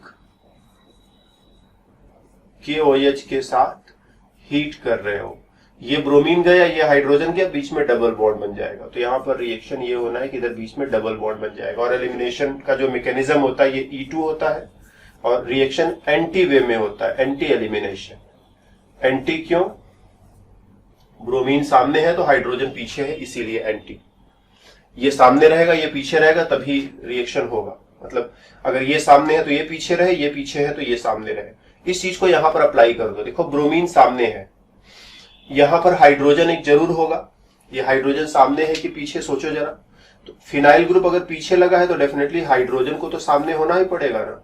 क्या ये दोनों मिलकर के बाहर निकल सकते हैं? तो आंसर है नहीं। ये भी सामने, दोनों निकलना पॉसिबल नहीं है, दोनों का साथ में निकलना पॉसिबल नहीं है। मतलब ये हाइड्रोजन बाहर नहीं जाएगा। यहां पर दो हाइड्रोजन होंगे, एक सामने होगा और एक पीछे होगा। क्योंकि ब्रोमीन सामने है इसीलिए पीछे वाला हाइड्रोजन, ये हाइड्रोजन, ये ब्रोमीन निकलेगा, डबल बॉन्ड यहीं पर बनेगा। तो इस रिएक्शन का जो प्रोडक्ट होगा यहां पर बना दे डबल बॉन्ड। ये एक ही हाइड्रोजन बचा है, तुम इसको कैसे भी लिखो फर्क नहीं पड़ता, इसे प्लेन में ही लिखोगे। जब दो हाइड्रोजन होते हैं तो एक प्लेन से बाहर एक प्लेन से अंदर, लेकिन एक ही ग्रुप है, एक ही अकेला ग्रुप है तो उसको प्लेन में ही लिख के बात खत्म करो। यहां पर अभी भी दो ग्रुप बचे हुए हैं, तो फिनाइल ग्रुप प्लेन से पीछे की तरफ, हाइड्रोजन एटम प्लेन से आगे की तरफ। ये है इसका प्रोडक्ट। और अगर इसका हम नाम सोचे तो इन चारों में से कौन सा नाम होगा? तो नंबरिंग इस डबल बॉन्ड को देख करके करोगे 1 2 3, 3 फिनाइल और पेंट 1 इन, साइक्लोपेंट 1 इन कुछ, या फिर 1 लिखने की भी जरूरत नहीं है, साइक्लोपेंटीन लिख करके भी काम चलाया जा सकता है। तो 3 फिनाइल साइक्लोपेंटीन, यही जो है इसका ऑप्शन हो जाएगा। क्वेश्चन नंबर नेक्स्ट हमारे लिए 34। ये एक एल्कीन है, एल्कीन के साथ NaOCl का रिएक्शन कराना है। तो सबसे पहले तो मेरे को यह समझ लेना है कि NaOCl का स्ट्रक्चर कैसा होता है। तो ऐसा होता है, बॉन्ड यहां से टूटेगा, क्लोरीन पर माइनस, NO पर प्लस आएगा, ठीक। और जब नाइट्रोजन पर प्लस आएगा, इसको इलेक्ट्रॉन चाहिए, तो ऑक्सीजन लोन पेयर डोनेट करके रेजोनेंस करता है और इसीलिए इसकी स्टेबिलिटी बढ़ जाती है। तो मतलब कुल मिलाकर के बॉन्ड यहीं से टूटना है, NO पर प्लस बनना है, Cl पर माइनस बनना है। और अपने पास एल्कीन ये है, मार्कोनी का रूल के अकॉर्डिंग एडिशन करा दो। नेगेटिव पार्ट वहां जाएगा जहां पर हाइड्रोजन एटम्स की संख्या कम है। तो यहाँ 1 हाइड्रोजन, यहाँ 2 हाइड्रोजन, ठीक, 1 हाइड्रोजन 2 हाइड्रोजन, इससे कोई मतलब नहीं है, हमें डबल बॉन्ड से मतलब है। तो मार्कोनी का रूल कहता है नेगेटिव पार्ट वहां ले जाओ जहां हाइड्रोजन एटम्स की संख्या कम है। तो नेगेटिव पार्ट बोले तो क्लोराइड को उठा करके यहां पर चिपका दो, बात खत्म। तो जो प्रोडक्ट बनेगा, क्लोरीन यहां पर और NO जो है यहां पर, तो जो प्रोडक्ट बनेगा CH3 CH, क्लोरीन CH2 और यहां पर NO, यही जो है इसका प्रोडक्ट है। और इन चारों में से जो भी ऑप्शन सही हो, यही वाला सही लग रहा है, choose it. Question number next. Hydrocarbon of molecular formula so and so C6H10 on treatment with Tollens reagent gives a white precipitate. Hydrocarbon on oxidative ozonolysis gives a chiral monocarboxylic acid and CO2. The hydrocarbon is, एक hydrocarbon है C6H10 है, कह रहा है कि Tollens reagent के साथ white precipitate देता है। इसका मतलब क्या है? इसका मतलब यह है कि हाइड्रोकार्बन जरूर इस तरह का होगा जिसमें ये हाइड्रोजन प्रेजेंट है, क्योंकि यही हाइड्रोजन जो है टॉलेंस रिएजेंट के जब साथ तुम रिएक्शन कराओगे सिल्वर नाइट्रेट प्लस NH4OH, तो तुम देखोगे हाइड्रोजन चला जाएगा, हाइड्रोजन के बदले में सिल्वर आ जाएगा, और यही जो है व्हाइट प्रेसिपिटेट बनाता है। तो इसका स्ट्रक्चर कुछ इस तरह का है, ये तो पक्का है, ठीक। अगर इस तरह से अब हम लिख भी दे तो स्ट्रक्चर क्या बनेगा? 6 कार्बन में से 2 कार्बन तो ऐसे सेपरेट हो गए, बाकी 4 कार्बन और 9 हाइड्रोजन इस तरह से बचेंगे, C4H9। तो यही प्रोडक्ट मेरे को, मतलब इसका स्ट्रक्चर इस वे में अपने को पहले सोच लेना है। फिर आगे कह रहा है ऑक्सीडेटिव ओजोनोलाइसिस से काइरल मोनोकार्बोक्सिलिक एसिड मिलता है। यहां पर अब मेरे को एक चीज और ध्यान देना है, अगर अपने पास एल्काइन है, C triple bond C and फिर इधर भी एक एल्किल लगा देते हैं, इसका जब तुम ओजोनोलाइसिस कराते हो, पहले ओजोन से रिएक्शन कराओगे, बाद में पानी से रिएक्शन कराओगे, जिंक की जरूरत नहीं होगी। यहीं से बॉन्ड टूटेगा, एक कार्बोक्सिलिक एसिड इधर से मिलेगा और एक कार्बोक्सिलिक एसिड इधर से मिलेगा, ठीक। अब सपोज यहां पर H रहा होता तो यहीं से बॉन्ड टूटेगा, इधर से मिलेगा कार्बोक्सिलिक एसिड और इधर से बन जाएगा CO2 बन जाता है। H रहता है तो ये CO2 पर जाकर के खत्म हो जाता है। तो हमारा जो ये प्रोडक्ट है, इसका ऑक्सीडेशन कराओगे, मतलब ओजोनोलाइसिस कराओगे, तो बॉन्ड यहीं से टूटेगा, इधर से तो CO2 बना और इधर से क्या हो जाएगा C4H9COOH, ठीक। यही कार्बोक्सिलिक एसिड मेरे को मिलेगा। और क्वेश्चन में कहना है कि gives a chiral monocarboxylic acid, ये काइरल है। तो ध्यान देना, C4H9 के साथ कोई ग्रुप हमने जोड़ा हुआ है, C4H9, इसके साथ कोई भी ग्रुप एनीथिंग XYZ जोड़ दो। अगर इसको काइरल होना है तो देखो 4 तरीके से सोच सकते हैं, कार्बन चेन ऐसे बना दे या फिर कार्बन चेन ऐसे बना दे। जो ये Y है इसको हम यहां जोड़ दे या यहां जोड़ दे या यहां जोड़ दे, या ये तीनों आपस में इक्विवेलेंट है, तीनों में से कहीं पर भी एक जगह जोड़ दे। तो 4 तरीके से जोड़ने को सोच सकते हैं, यही वाला काइरल होगा, कोई और काइरल नहीं होगा। तो Y की जगह अगर COOH है तो हम बोलेंगे कि कार्बन चेन ऐसे एंड COOH, यही है वो कार्बोक्सिलिक एसिड, ठीक, यही है कार्बोक्सिलिक एसिड। तो डेफिनेटली ये जो C4H9 है वो इस वे में लिखा जाना चाहिए। यहाँ पर अगर ये कायरल है तो C4H9 को इस वे में लिखा जाना चाहिए। तो अब हमारे पास जो स्ट्रक्चर है C4H9 COOH, हम कहेंगे इसका अगर हम पूरा का पूरा कहानी लिख दें तो हम पूरी कहानी कुछ इस वे में लिखेंगे। ठीक, और क्वेश्चन में पूछा क्या हुआ है, पूछा हुआ है हाइड्रोकार्बन कौन सा है। Okay, it's not difficult. Hydrocarbon कौन सा रहा होगा, तो हम जानते हैं ये जो बना है प्रोडक्ट, यहीं पर कार्बन कार्बन ट्रिपल बॉन्ड रहा होगा ना, कार्बन कार्बन ट्रिपल बॉन्ड रहा होगा, यही रहा होगा, तभी ये बॉन्ड टूटा होगा, तो यहाँ पर कार्बोक्सिलिक एसिड बना होगा, मतलब यही है अपना हाइड्रोकार्बन। अगर इसका नाम खोजना चाहे तो 1 2 3 4 5 5 कार्बन की चेन, 1 और 2 के बीच में ट्रिपल बॉन्ड, तो नाम इसका क्या हो जाएगा, पेंट 1 आइन, और तीसरे पोजीशन पर मिथाइल ग्रुप लगा है तो थर्ड पोजीशन पर मिथाइल, तो 3 मिथाइल पेंट 1 आइन। ये क्वेश्चन थोड़ा सा अच्छा था ना, अभी तक इतने क्वेश्चन सब लोगों ने किए, ये थोड़ा हट करके था, इसमें थोड़ी केमिस्ट्री ज्यादा थी। सो 3 मिथाइल पेंट 1 आइन, यही था अपना हाइड्रोकार्बन। देखते हैं कुछ है कि नहीं ऐसा, हेक्स 1 आइन, हेक्स 2 आइन, 3 डाइमिथाइल, ये रहा, देखिए ये रहा। Coming to question number next, फिर से sorry, bromine carbon carbon bromine, यहां तक पहुंचना है अपने को ना। अगर इसी स्ट्रक्चर को हम लोग थोड़ा सा और अच्छे से लिख लें तो ये है स्टेटस,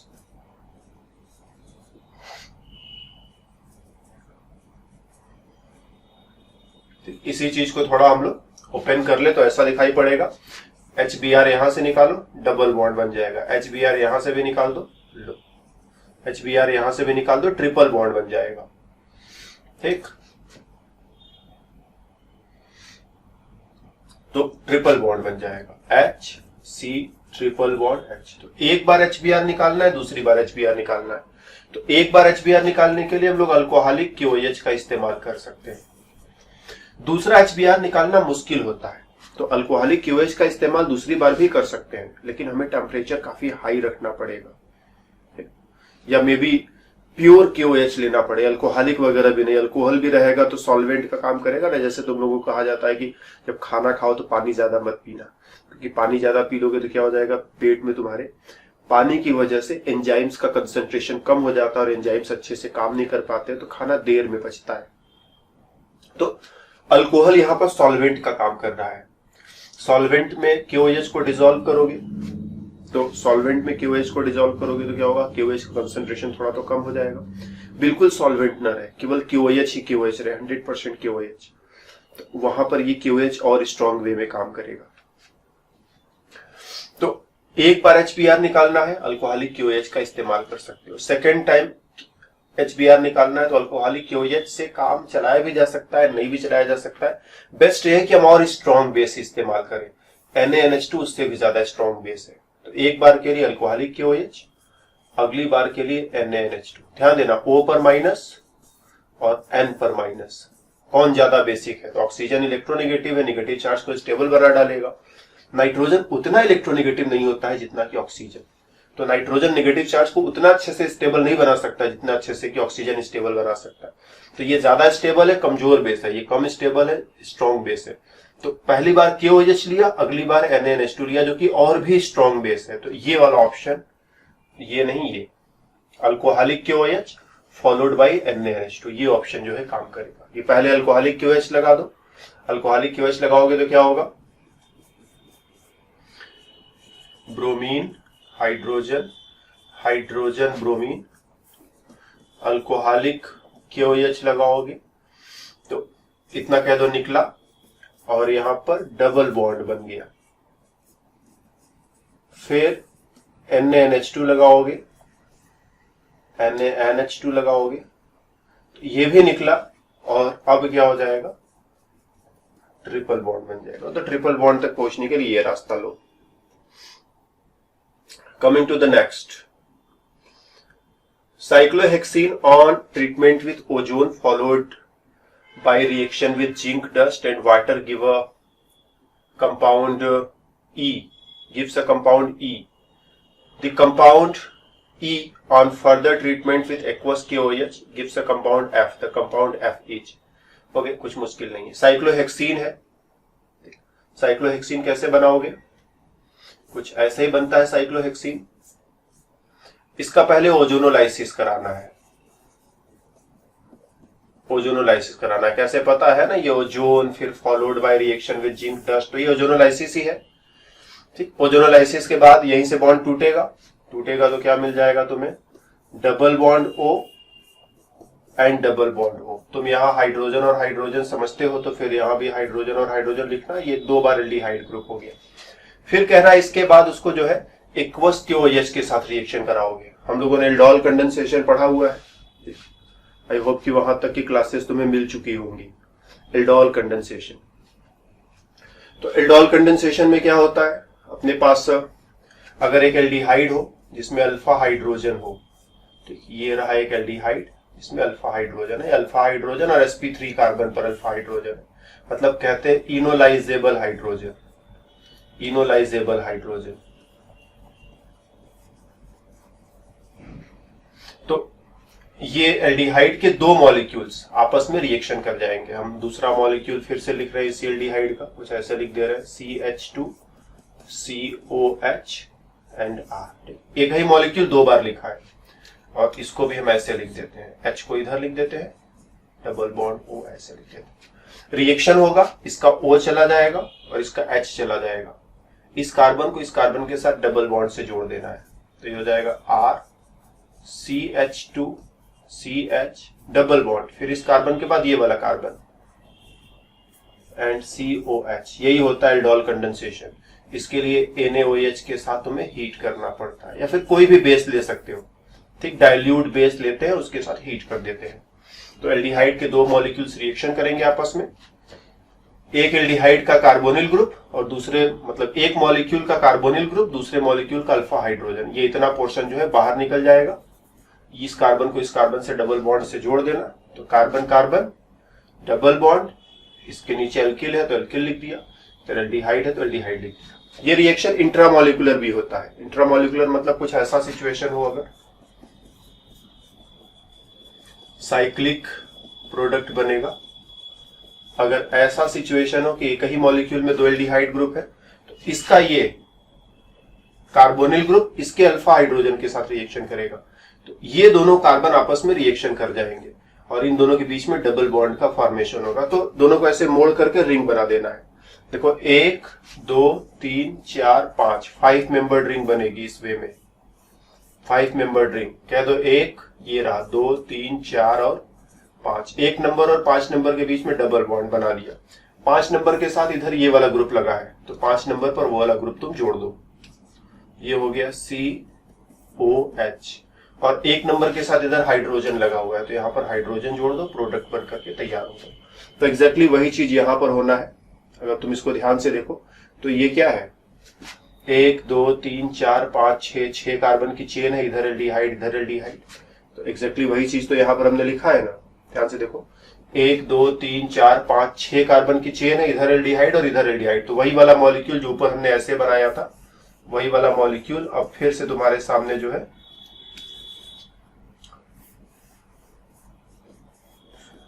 इसी मॉलिक्यूल को तुम सीधा खींच करके लिख दोगे तो ये ऐसा दिखाई पड़ेगा। और फिर इसमें इसका जो कार्बोनिल ग्रुप है इसके अल्फा हाइड्रोजन के साथ रिएक्शन करा दोगे तो इस वे में एक 5 मेंबर्ड रिंग बनेगा और यही हमारा प्रोडक्ट है, इसी को खोजना था। ऑप्शंस को ध्यान से देखोगे तो मिल गया, ये रहा। ठीक, तो जिसको एल्डोल कंडेंसेशन आता है, एल्डोल कंडेंसेशन पर एक ही क्लास थोड़ा सा लिया है, हालांकि एक अगला क्लास भी हमने रिकॉर्ड कर लिया है, अभी तुम्हें मिला नहीं होगा, तो एक अगला क्लास भी रिकॉर्ड कर लिया है जिसमें एल्डोल कंडेंसेशन को काफी हमने डिटेल में पढ़ाया है। अभी वो क्लास पढ़ लोगे तो फिर एल्डोल से रिलेटेड क्वेश्चंस तो अपने आप बड़ी आसानी से करते चले जाओगे। लेकिन है क्या, तुम भी बड़ी जल्दी में रहते हो, स्पेशली अपने जहां सर भी बेचारे बड़े परेशान रहते हैं कि डिस्कशन हो नहीं रहा है, डिस्कशन हो नहीं रहा है, डिस्कशन हो नहीं रहा है। थोड़ी जल्दी तुम्हारी, थोड़ी जल्दी जहां सर की, दोनों लोग मिल करके काम हमारा खराब कर देते हो। अदरवाइज हम सोच रहे थे कि इत्मीनान से पहले थोड़ा सा कॉन्सेप्ट तुम्हें दे दे। जब कॉन्सेप्ट आता रहता है तो क्वेश्चन डिस्कस करने में कोई मुश्किल नहीं होती। और तुम्हें कॉन्सेप्ट पता है तो क्वेश्चन डिस्कस करने में कितना टाइम ही लगेगा। दोनों इसी में कॉन्सेप्ट, बीच बीच में क्वेश्चन भी ले लेकर के हम लोग कूदते रहते हैं। और होता यह है कि कुल मिलाकर के जो काम आसानी से पूरा हो सकता था, बीच बीच में क्वेश्चंस लेकर के रोज कूदे रहेंगे तो होगा ये कॉन्सेप्ट सीखा नहीं है, बीच में क्वेश्चन कभी इधर का आ जाएगा, कभी उधर का आ जाएगा, कभी उधर का आ जाएगा। तो जो बात आसानी से हो सकती थी, जल्दी हो सकती थी, वो देर में चलती है थोड़ी। चलो फिलहाल तुम लोग भी बहुत परेशान थे कि क्वेश्चन कब डिस्कस होगा, कब डिस्कस होगा, कब डिस्कस होगा। लो, आज क्वेश्चन डिस्कस हो गया। तो एल्डोल कंडेंसेशन का नॉलेज चाहिए इस क्वेश्चन को सॉल्व करने के लिए, ठीक। और जिस बैच में एल्डोल कंडेंसेशन नहीं पढ़ाया, अगर वो बच्चे भी डिस्कशन देख रहे हैं तो इसीलिए उनके लिए हमने एल्डोल कंडेंसेशन को थोड़ा सा इंट्रोड्यूस कर दिया। एल्डिहाइड के दो मॉलिक्यूल इस तरह से रिएक्शन करते हैं। मैकेनिज्म वगैरह क्लास में नॉर्मल वे में डिस्कस करी जाएंगे, वहां पर अगर तुमने पढ़ लिया तो ठीक, नहीं तो वहां पर पढ़ोगे। Question number 39, consider the following two Fischer projections, और बताना है कि इनके बीच में रिलेशनशिप क्या है, इसके और इसके बीच में रिलेशनशिप क्या है। तो इसमें क्या है, मिथाइल ऊपर, इसमें भी मिथाइल ऊपर, हाइड्रोजन लेफ्ट पर, इसमें हाइड्रोजन राइट पर, ब्रोमीन राइट पर, इसमें ब्रोमीन नीचे, इसमें फ्लोरीन नीचे, इसमें फ्लोरीन इधर। कोई रिलेशनशिप क्या होगा वो मेरे को सोचना है। तो हम क्या करें, हम दोनों को पहले नीचे बना लेते हैं साफ साफ। मिथाइल है, ब्रोमीन है, फ्लोरीन है और हाइड्रोजन। फिर इसको भी बना लेते हैं, मिथाइल है, हाइड्रोजन है, फ्लोरीन है और ब्रोमीन है। इसमें ब्रोमीन यहां है, हम क्या करते हैं, इस ब्रोमीन को उठाकर यहां पहुंचाते हैं, इसको यहां ले आते हैं, इसको यहां ले आते हैं। किसी भी एसिमेट्रिक कार्बन पर अगर तीन ग्रुप्स को ऐसे साइक्लिक वे में चेंज कर दिया जाए, एक्सचेंज कर दिया जाए, घुमा दिया जाए, इसको इसकी जगह, इसको इसकी जगह, इसको इसकी जगह, तो इससे कोई फर्क नहीं पड़ता है।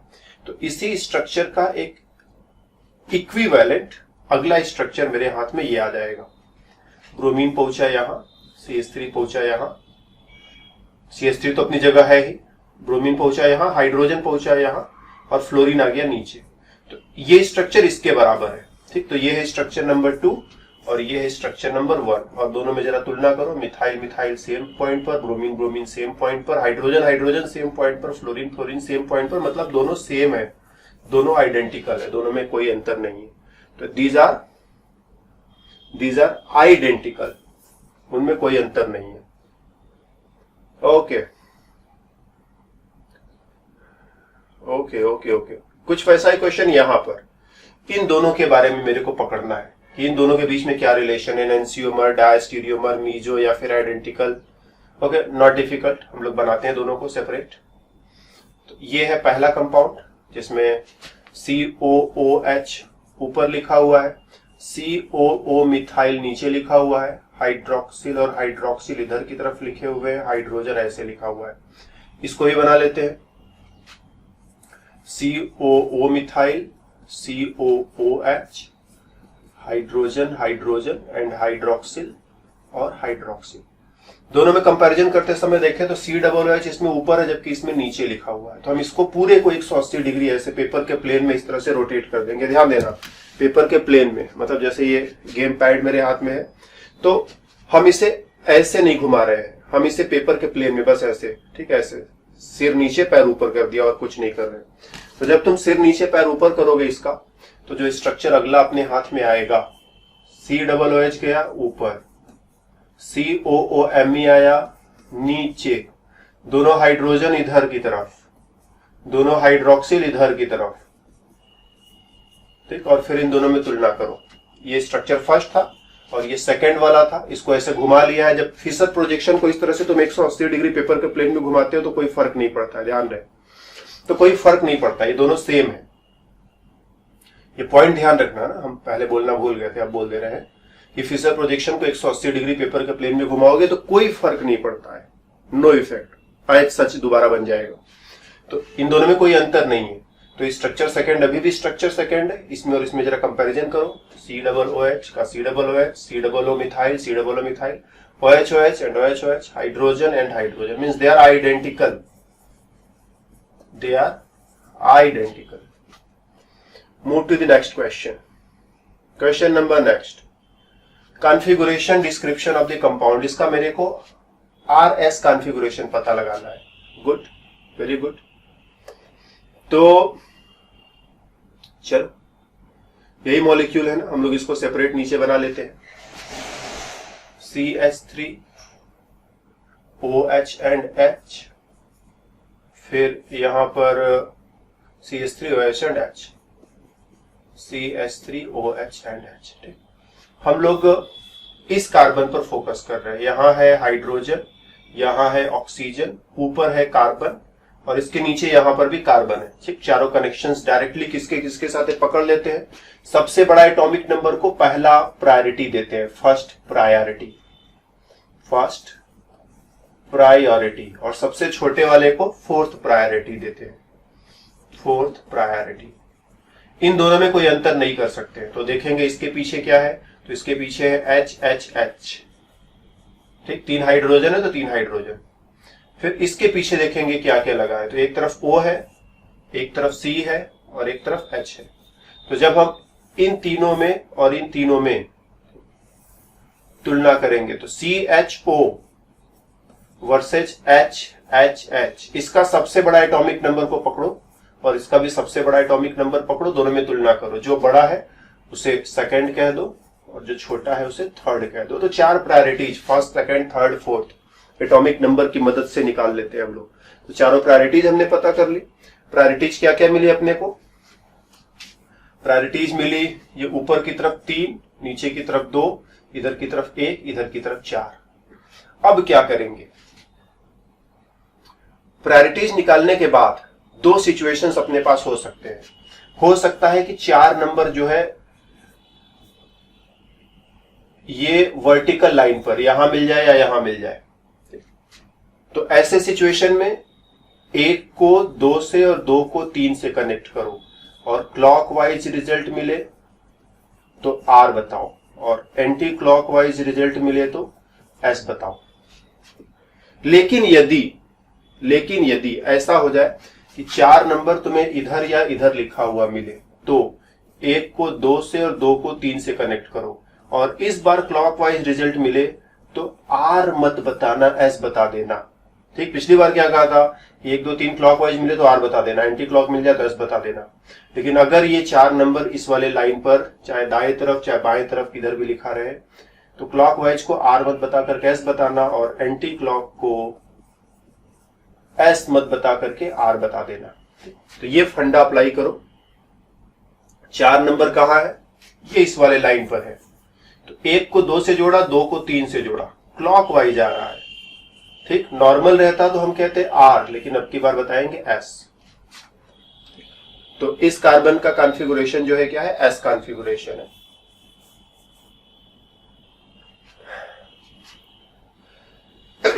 फिर से सॉरी, इस कार्बन पर आ जाओ।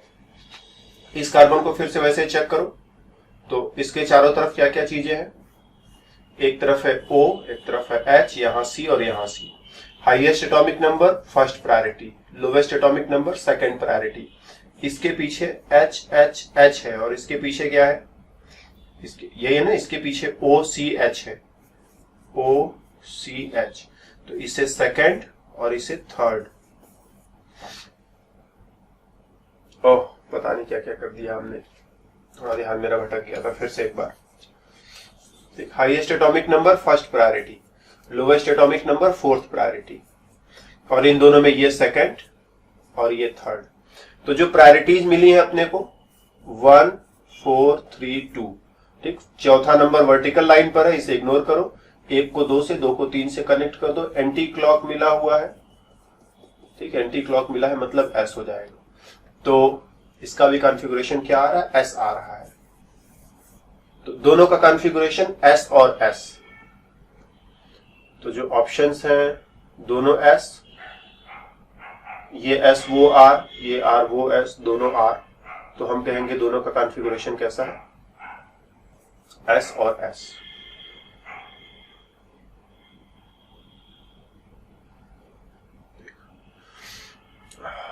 इसका आंसर देखोगे तो मे बी S की जगह R भी दिख जाए, लेकिन फिलहाल चलो हम लोग S पर चिपके रहते हैं। अगर कोई कंफ्यूजन होता है तो हम लोग इसको बाद में डिस्कस करते हैं ना। कैलकुलेशन से तो S और S सामने आ रहा है, तो S और S पर हम लोग चिपके रहते हैं। कभी कभी थोड़ा सा इस वाले पर्टिकुलरली ये टेढ़ा केस मिल गया अपने को थोड़ा सा, अदरवाइज कैलकुलेशन के रास्ते में हमने कोई गड़बड़ नहीं की, हमने जो है रास्ता बहुत अच्छे से चुना है। तो यही आंसर होना चाहिए। एक बार आंसर कंफर्म करना अपनी तरफ से। Question number 44. Reaction of one molecule of HBr with one molecule of buta 1,3-diene at 40 degree Celsius gives O. बड़ा क्वेश्चन आ गया है।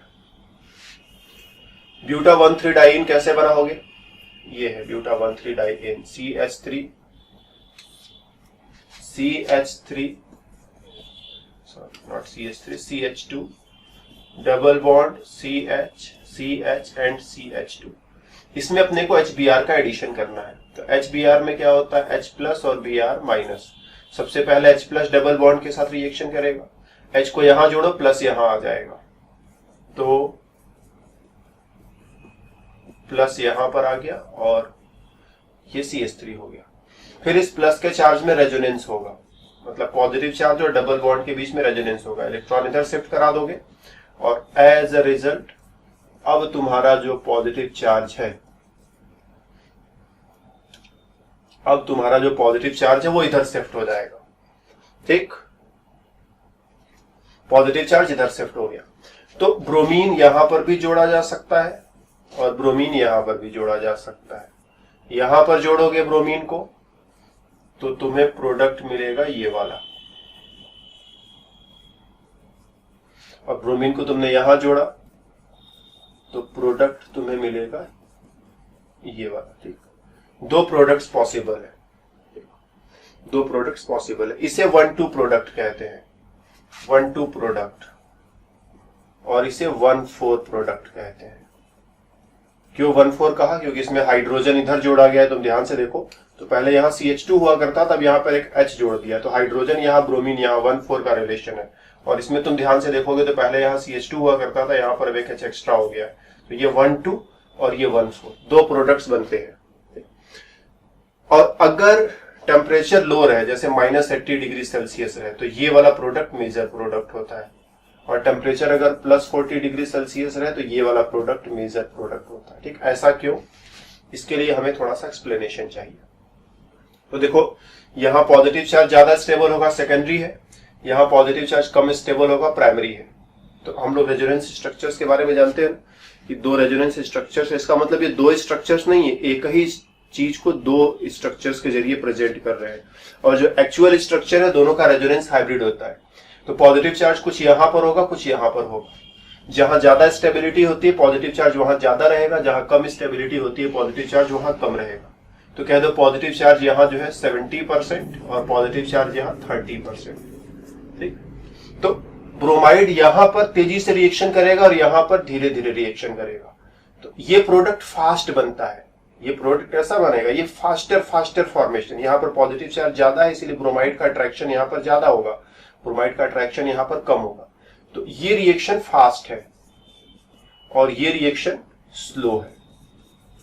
तो जो फास्ट रहेगा वो जल्दी जल्दी बनेगा, तो ये वाला प्रोडक्ट ज्यादा बनेगा, तो -80 डिग्री सेल्सियस पर ये मेजर प्रोडक्ट हो जाता है। तो कोई फर्क नहीं पड़ता, इट्स ओके फाइन, इसको मेजर प्रोडक्ट होना चाहिए था पर ये मेजर प्रोडक्ट हो गया। ठीक, very good very good very good. इसमें आ जाओ,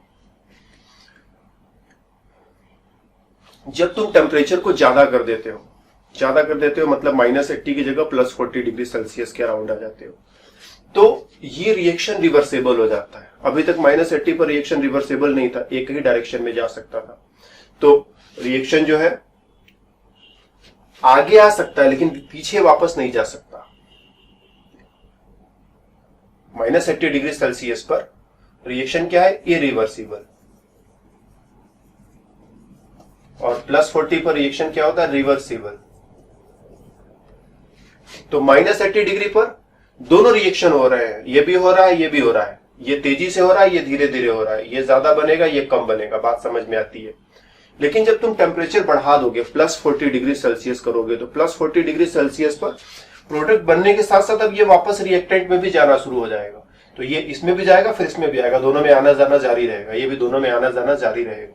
कुछ इसको ऐसे समझो कि तुम बस में गए, दौड़ करके गए, सीट घेर लिए, यही सीट है, इस पर हम बैठना चाहते हैं, गलती से जो है सीट तुमने जो चुना वो सीट अच्छा नहीं है, जल्दी से बस में गए और एक सीट पर बैठ गए, जिस सीट पर बैठे वो सीट अच्छा नहीं है। अब दो सिचुएशंस, तुम जिस सीट पर बैठ गए वहां से उठ नहीं सकते हो, तो अब सीट अच्छा मिला कि सीट खराब, तुम्हारी किस्मत।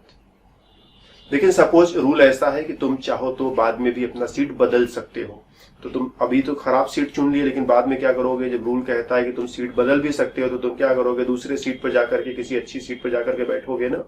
तो ठीक वैसा ही यहाँ पर जब रिएक्शन रिवर्सेबल रहेगा तो अगर प्रोडक्ट की स्टेबिलिटी कम है तो वो पीछे चला जाएगा वापस और फिर से दूसरे प्रोडक्ट में बदल जाएगा जिसकी स्टेबिलिटी ज्यादा हो। तुम देखो ये मोर सब्स्टिट्यूटेड एल्कीन है, ये लेस सब्स्टिट्यूटेड एल्कीन है, यहाँ डबल बॉन्ड डाई सब्स्टिट्यूटेड है, यहाँ डबल बॉन्ड मोनो सब्स्टिट्यूटेड है, ये मोर स्टेबल, ये लेस स्टेबल। तो जैसे रिएक्शन रिवर्सेबल होगा ये लेस स्टेबल वाला प्रोडक्ट वापस रिएक्टेंट में कन्वर्ट होगा और वापस रिएक्टेंट से मोर स्टेबल वाले प्रोडक्ट में बदल जाएगा। तो जब रिएक्शन रिवर्सेबल होता है तो हमारे हाथ में वो प्रोडक्ट आता है जिसकी स्टेबिलिटी ज्यादा होती है। ध्यान देना, जब रिएक्शन रिवर्सेबल होगा तो हमारे हाथ में वो प्रोडक्ट आएगा, वो मेन प्रोडक्ट बनेगा जिसकी स्टेबिलिटी ज्यादा होती है। तो 40 डिग्री सेल्सियस पर रिएक्शन रिवर्सेबल हो जाता है, तो इस प्रोडक्ट की स्टेबिलिटी ज्यादा है, इसीलिए यही वाला प्रोडक्ट फाइनली मेरे को ज्यादा मिलेगा। भले ही ये शुरू में ज्यादा बन जाए लेकिन ये वापस जाकर के फिर से यहां पर आएगा, ठीक, वापस जाकर के फिर से यहां पर आएगा क्योंकि सीट बदलना अलाउड है, आगे पीछे दोनों तरफ जाना अलाउड है। गलत सीट पर बैठ भी गए तो हम सही सीट पर जाकर के बैठ जाएंगे। कम स्टेबल प्रोडक्ट बन भी गया एक बार तो वापस फिर से वो मोर स्टेबल प्रोडक्ट में कन्वर्ट हो जाएगा और इस वे में 40 डिग्री सेल्सियस पर ये वाला प्रोडक्ट मेजर होगा, जबकि नेगेटिव 80 डिग्री सेल्सियस पर रिएक्शन रिवर्सेबल नहीं था, एक ही डायरेक्शन में जा सकता था। तो एक ही डायरेक्शन में जब आ सकता था तो जो प्रोडक्ट तेजी से बन रहा था, ये वाला चूंकि तेजी से बन रहा था इसीलिए यही मेन प्रोडक्ट होगा। तो हमेशा ध्यान देंगे कि अगर हमारे पास एक डाई इन है, इस तरह का डाई इन है, और जैसे मान लो हमने इसमें ब्रोमीन का ही एडिशन किया तो ब्रोमीन का एडिशन यहां पर कर दे तो CH2CH, एक ब्रोमीन यहां एक ब्रोमीन यहां, या फिर रेजोनेंस के थ्रू एडिशन करें तो हम देखेंगे कि डबल बॉन्ड बीच में शिफ्ट हो जाएगा और एक ब्रोमीन यहां और एक ब्रोमीन यहां। ये 1,2 प्रोडक्ट है और ये 1,4 प्रोडक्ट है, ठीक। ये फास्टर बनता है बट ये मोर स्टेबल है। तो अगर लो टेम्परेचर रहेगा जैसे -80 डिग्री सेल्सियस तो ये वाला मेन प्रोडक्ट होगा, और अगर हाई टेम्परेचर रहेगा, ठीक, तो जैसे +40 डिग्री सेल्सियस तो ये वाला मेन प्रोडक्ट बनेगा। ठीक वैसा ही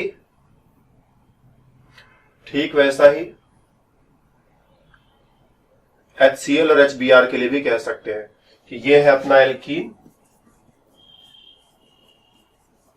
और इस एल्कीन के साथ तुमने क्या जोड़ा, HBr जोड़ा। एक तो है कि हाइड्रोजन यहां ब्रोमीन यहां जोड़ करके हम लोग सीधे गंगा नहाए कि ये लो भाई ब्रोमीन यहां जोड़ दिया और हाइड्रोजन यहां जोड़ दिया, ये हो गया 1,2 प्रोडक्ट। और दूसरा होता है कि पॉजिटिव चार्ज यहां से यहां चला जाएगा रेजोनेंस करके तो ब्रोमीन यहां पर भी जोड़ा जा सकता है।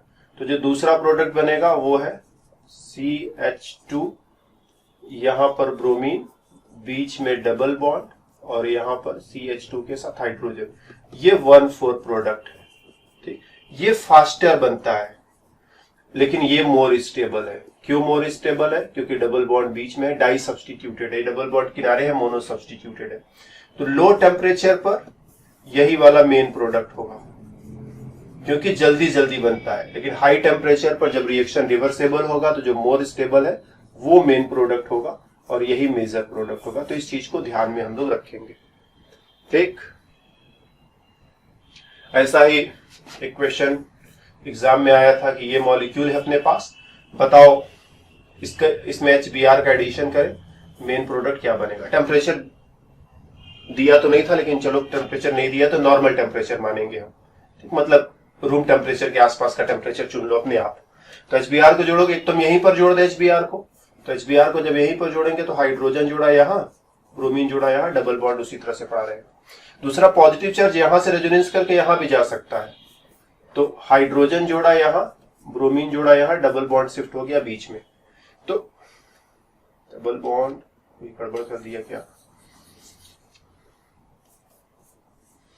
ये ब्रोमीन जोड़ा यहां, हाइड्रोजन जोड़ा यहां, ठीक, डबल बॉन्ड बीच में शिफ्ट हो गया। तो ये प्रोडक्ट लेस स्टेबल है, ये प्रोडक्ट मोर स्टेबल है। तो अगर टेम्परेचर जो है +40 या कुछ उस तरह का टेम्परेचर है तो ये मेन प्रोडक्ट बनेगा, और लोअर टेम्परेचर जैसे -80 डिग्री सेल्सियस इस्तेमाल करें तो ये वाला प्रोडक्ट बनेगा। तो ऐसे सिचुएशंस को हम लोग अब डील करना सीख गए। चलो क्वेश्चन नंबर नेक्स्ट की तरफ हम लोग बढ़ते हैं।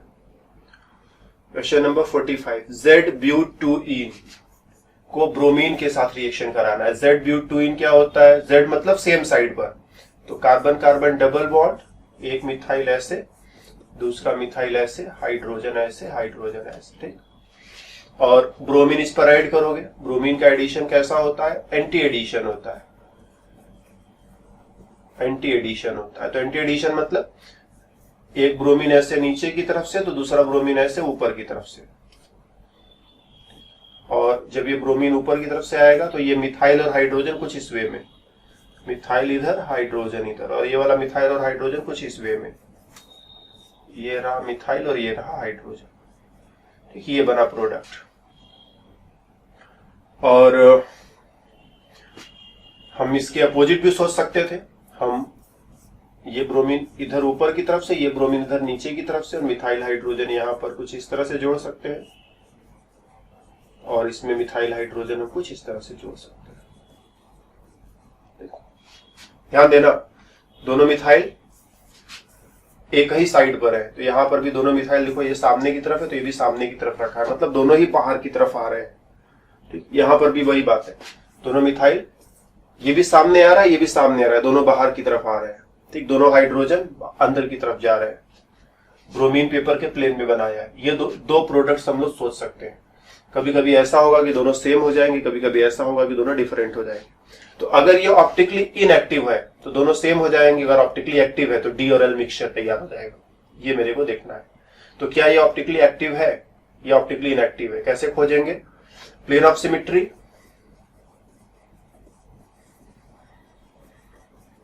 या सेंटर ऑफ सिमेट्री, दोनों में से कुछ भी मिल जाए तो हम बोलेंगे कि ऑप्टिकली इनएक्टिव रहेगा, ऑप्टिकली इनएक्टिव रहेगा। प्लेन ऑफ सिमेट्री कैसे खोजोगे? यहां x है तो यहां भी x, यहां पर y है तो यहां पर भी y, और यहां पर अगर z है पीछे की तरफ तो यहां पर भी z। ये हो गया plane of symmetry. Centre of symmetry कैसे खोजोगे? यहां पर x तो इसके अपोजिट यहां x, यहां सामने की तरफ और पीछे की तरफ, यहां सामने की तरफ और पीछे की तरफ, यहां सामने की तरफ y, ठीक। तो इसके अपोजिट पीछे की तरफ y, तब दोनों एक दूसरे के अपोजिट होंगे।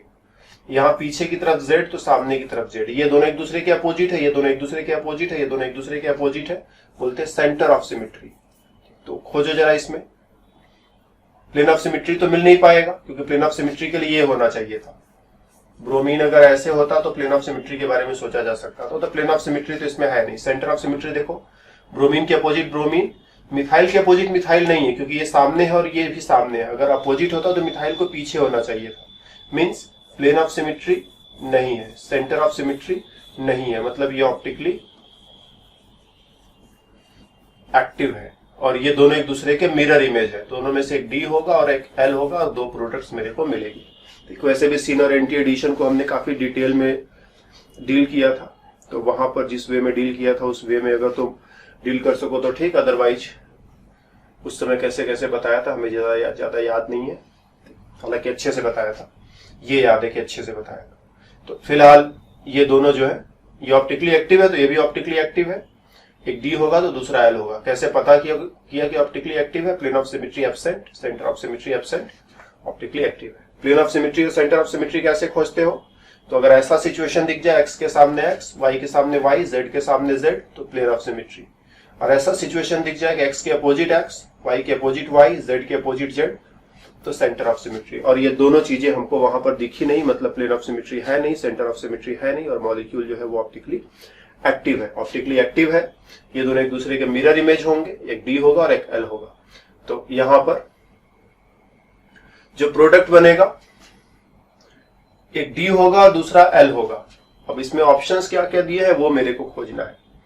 तो इसमें एक ऑप्शन दिया है, इसमें एक ऑप्शन दिया है, इसमें दो ऑप्शन दिए हैं, ठीक, कि दो तरह के प्रोडक्ट्स बनेंगे इन इक्वल अमाउंट, तो डेफिनेटली यही वाला ऑप्शन होगा, इक्वल अमाउंट्स में, ठीक।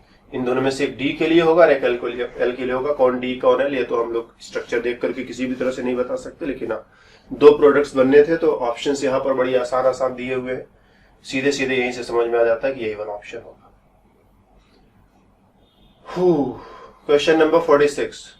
An unsaturated hydrocarbon on reductive ozonolysis gives 2 molecules of propane diol. इसको तुम अपने से करना, इसको हमने बता रहे, ये गलती से आ गया. Consider the following reaction sequence. ये रिएक्शन सीक्वेंस अपने को ट्राई करना है. ये कैल्शियम सॉल्ट है, हीट किया तो कुछ X बना, फिर zinc amalgam concentrated HCl Y बना. इसको हम लोग कैसे सॉल्व करेंगे, इस पर जरा हम लोगों को बात करनी होगी. तो कह दो ये अपने पास एक माइनस कैल्शियम 2+ और फिर ये कार्बोक्सिलिक एसिड का कैल्शियम सॉल्ट है. कैल्शियम पर 2+ होता है, इसीलिए आयन को 2 बार लेना पड़ेगा. जब इसे तुम खूब हीट करते हो तो देखो इतना पोर्शन जो है वो CaCO3 बन करके बाहर निकल जाता है. तो CaCO3 प्लस RCO, फिर उसके बाद ये वाला R, ये कीटोन बन जाता है. तो एग्जैक्टली यही चीज ऊपर वाले क्वेश्चन में है. कुछ यहां पर COO पर माइनस है और कुछ यहां पर भी COO पर माइनस है और पीछे कुछ कार्बन एटम्स की चेन है. कितनी लंबी चेन है सोच लेते हैं हम लोग. जब इसको तुम हीट करोगे, ठीक, तो देखो यहां से ये और यहां से ये इतना पोर्शन मिलकर के कैल्शियम कार्बोनेट मिलकर के बाहर निकल जाएगा. और ये एक कार्बन 2 3 4 जितने भी कार्बन से आपस में मिलकर के एक साइक्लिक कीटोन बना लेंगे. जैसे यहाँ 1 2 3 4 5 कार्बन है बचे हुए, तो एक 5 मेंबर इस तरह का कीटोन बन जाएगा. तो वही चीज तुम यहां पर सोचो वापस. तो देखो एक कार्बन निकल जाएगा, एक कार्बन बचा रहेगा. तो 1 2 3 4 5, ठीक, और इतना पोर्शन जो है वो निकल जाएगा. हम बड़ा कर देते हैं ना, ठीक, फिर से लिख देते हैं. CaCO3 बोले तो इतना पोर्शन निकल जाएगा बाहर, और ये 1 2 3 4 5 एक 5 मेंबर्ड रिंग बनेगा. तो जो प्रोडक्ट मिलेगा वो यही है. 5 मेंबर्ड रिंग के साथ C डबल बॉन्ड O, फिर ये जिंक अमलगम और HCl के साथ हीट करोगे तो C डबल बॉन्ड O जो है वो आगे चल करके CH2 में कन्वर्ट हो जाता है. तो साइक्लोपेंटेन, ठीक, ये रहा ऑप्शन, साइक्लोपेंटेन अपने को मिलेगा. तो ये रिएक्शन अपने माइंड में तुम रखोगे और इस रिएक्शन के जरिए इस क्वेश्चन को सॉल्व करना था अपने को. Okay, coming to the next question. Consider the following sequence of reaction. ये रिएक्शन अपने को ट्राई करना है. ट्रिपल बॉन्ड पर एक बार HCl जोड़ना है, तो H पर प्लस Cl पर माइनस. मार्कोनी का रूल के हिसाब से जोड़ोगे तो क्लोरीन यहीं पर आएगा जहां हाइड्रोजन कम है. तो जो प्रोडक्ट हमारे हाथ में आया CH2, C के साथ यहाँ क्लोरीन, डबल बॉन्ड हो जाएगा C के साथ H, फिर HI जोड़ना है. फिर से मार्कोनी का रूल के अकॉर्डिंग एडिशन होगा. तो I माइनस जो है यहीं पर आएगा जहां पर हाइड्रोजन कम है. तो अगले स्टेप में यहां पर आयोडीन, यहां पर हाइड्रोजन, और हमारे हाथ में जो प्रोडक्ट बनेगा ये आयोडीन, ये क्लोरीन और ये CH. यहाँ पर एक हाइड्रोजन और होना था, CH3 हो जाएगा. तो ये प्रोडक्ट बनेगा. और अगर ध्यान से देखें तो कार्बन एसिमेट्रिक है, मतलब प्रोडक्ट D भी बनेगा और L भी बनेगा. लेकिन यहाँ पर ऐसा कुछ ऑप्शन दिया नहीं हुआ है. जस्ट मेरे को यही चूज करना था कि कौन सा प्रोडक्ट बनेगा. So this is going to be the product ना. क्वेश्चन नंबर 51 हमने तुम्हारे लिए सेलेक्ट किया है. Which one among the following compounds will decolorize bromine water and will also form a red precipitate on treatment with ammonical cuprous chloride? तो bromine water को decolourise करना है. कहीं पर भी कार्बन कार्बन डबल बॉन्ड और कार्बन कार्बन ट्रिपल बॉन्ड होता है तो वो ब्रोमीन के साथ एडिशन करता है और इसका कलर गायब हो जाता है. तो ब्रोमीन वाटर को डीकलराइज करता है, मतलब मॉलिक्यूल में या तो डबल बॉन्ड है या तो ट्रिपल बॉन्ड है. ठीक, फिर कह रहा है अमोनिकल क्यूप्रस क्लोराइड के साथ ट्रीट करने पर रेड प्रेसिपिटेट बन रहा है. तो यहां पर ध्यान देना, अगर इस टाइप का C ट्रिपल बॉन्ड CH है तो अभी भी ऊपर हम लोगों ने देखा था कि टॉलेंस रिएजेंट बोले तो AgNO3 प्लस NH4OH, इसके साथ रिएक्शन कराते हैं तो हाइड्रोजन के बदले में सिल्वर आ जाता है और ये व्हाइट प्रेसिपिटेट बनता है. लेकिन अगर हम इसका reaction CuCl cuprous chloride with NH4OH ammoniacal cuprous chloride के साथ कराएंगे तो हाइड्रोजन के बदले में कॉपर आ जाएगा और ये रेड कलर का प्रेसिपिटेट बनता है. तो इसी रिएक्शन की बात करी जा रही है. मतलब हमारा जो मॉलिक्यूल है उसमें ट्रिपल बॉन्ड है, इसीलिए ब्रोमीन के साथ रिएक्शन कर पा रहा है, और साथ ही साथ ट्रिपल बॉन्ड के साथ ये हाइड्रोजन है, इसीलिए वो रेड प्रेसिपिटेट बना रहा है क्यूप्रस क्लोराइड के साथ। तो इसके अकॉर्डिंग कौन सा मॉलिक्यूल हो जाएगा? पहला नहीं होगा, दूसरा नहीं होगा क्योंकि हाइड्रोजन नहीं है, तीसरा नहीं होगा, ट्रिपल बॉन्ड ही नहीं है, चौथा यस, इसमें ट्रिपल बॉन्ड भी है और हाइड्रोजन भी है। तो यही है अपना target. Coming to the next question, 53 number का क्वेश्चन हमने तुम्हारे लिए चुना है। उसको बताए कि न बताए, बताए कि न बताए, बताए कि न बताए, बताए कि न बताए, बता देते हैं। ट्रिपल बॉन्ड पर हाइड्रोजन जोड़ना है, सी ट्रिपल बॉन्ड सी, इधर एल्किल इधर एल्किल। ये हम लोगों ने 11th में बहुत अच्छे से पढ़ा था, पता नहीं तुमने पढ़ा था कि नहीं, मतलब हमने अच्छे से पढ़ाया था, तुमने पढ़ा था कि नहीं। पैलेडियम BaSO4 क्विनोलीन, दो हाइड्रोजन, एक यहां एक यहां, वो भी सिन, मतलब दोनों हाइड्रोजन सेम साइड पर, तो ये प्रोडक्ट बनेगा। और जब इसी का रिएक्शन हम लोग सोडियम और लिक्विड अमोनिया से कराते हैं तो ये दोनों मिलकर के भी दो हाइड्रोजन देते हैं, एक यहां एक यहां, लेकिन एंटी, मतलब दोनों हाइड्रोजन एक दूसरे के अपोजिट जाएंगे। तो एक में ट्रांस एल्कीन बनेगा और एक में सिस एल्कीन बनेगा। और एग्जैक्टली यही इस क्वेश्चन का कहना था कि हाइड्रोजन और पैलेडियम के साथ सिस एल्कीन और इधर सोडियम और लिक्विड अमोनिया के साथ ट्रांस एल्कीन, और ऑप्शन अपना चुन लेना, सिस ब्यूट-2-ईन एंड ट्रांस ब्यूट-2-ईन रेस्पेक्टिवली।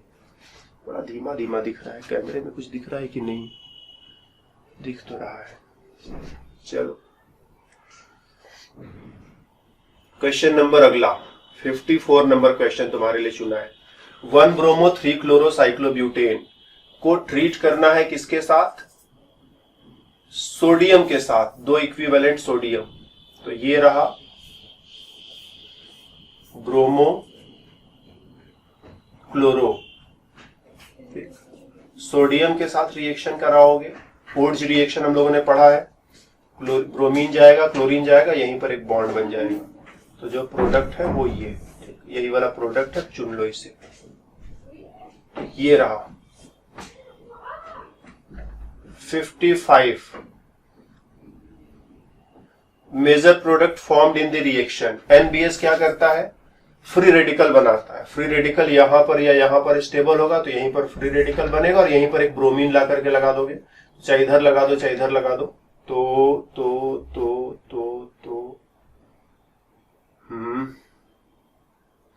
ओके।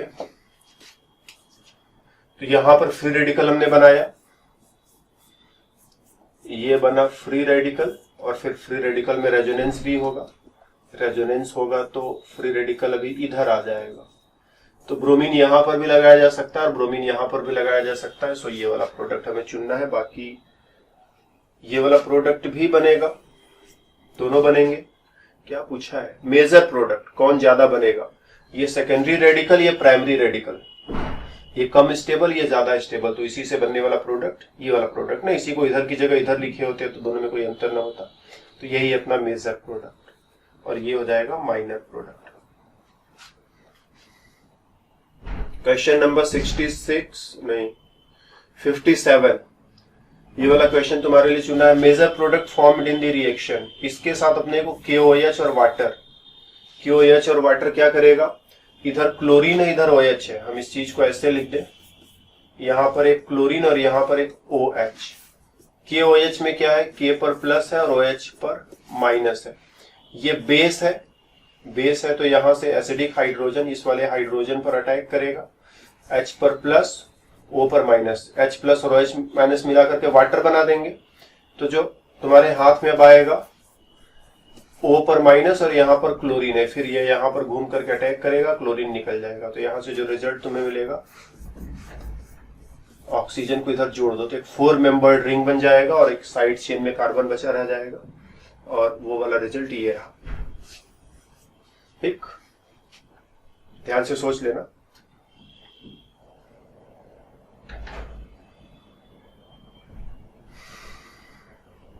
अगला प्रश्न जो हमने तुम्हारे लिए चुना है 58, सोडियम पर प्लस साइनाइड पर माइनस। ठीक, तुम ध्यान से समझना, ये आयोडीन बेंजीन रिंग के साथ कनेक्टेड है, मजबूत बॉन्ड है, इसको तोड़ना मुश्किल है। ये क्लोरीन बेंजीन रिंग के साथ नहीं कनेक्टेड है, इस बॉन्ड को तोड़ना आसान है। तो साइनाइड यहीं पर रिएक्शन करेगा, क्लोरीन के बदले में साइनाइड। ठीक, ये नहीं होगा। तो इस हिसाब से कौन सा ऑप्शन सही होगा, कौन सा ऑप्शन सही होगा, ये वाला लास्ट वाला ऑप्शन सही होता है।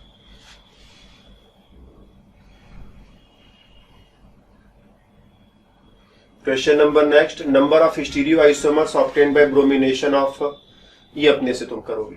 ठीक, ये सिन और एंटी एडिशन में पढ़ाया है, अपने से करोगे, गलती से ले लिया है अपने इसको। Order of increasing nucleophilicity chloride bromide iodide, तो क्लोराइड की तुलना में ब्रोमाइड और ब्रोमाइड की तुलना में आयोडाइड। क्लोराइड छोटा है, ब्रोमाइड बड़ा है, आयोडाइड और भी बड़ा है।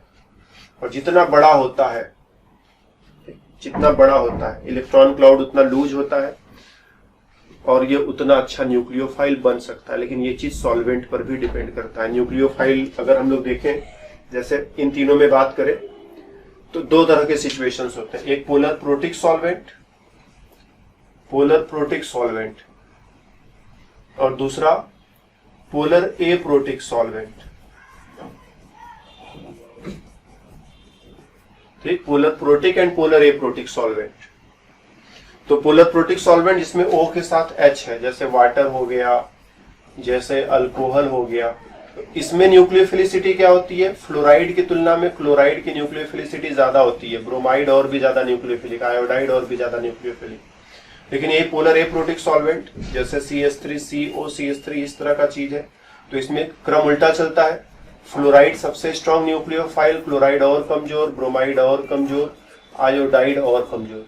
तो ये न्यूक्लियोफिलिसिटी सॉल्वेंट पर भी डिपेंडेंट होती है। यहाँ पर सॉल्वेंट हालांकि दिया नहीं हुआ है क्वेश्चन में, अगर कभी ऐसा क्वेश्चन फेस करना पड़ जाए तो हम क्या करें, फिर हम कहेंगे यही है बेस्ट न्यूक्लियोफाइल।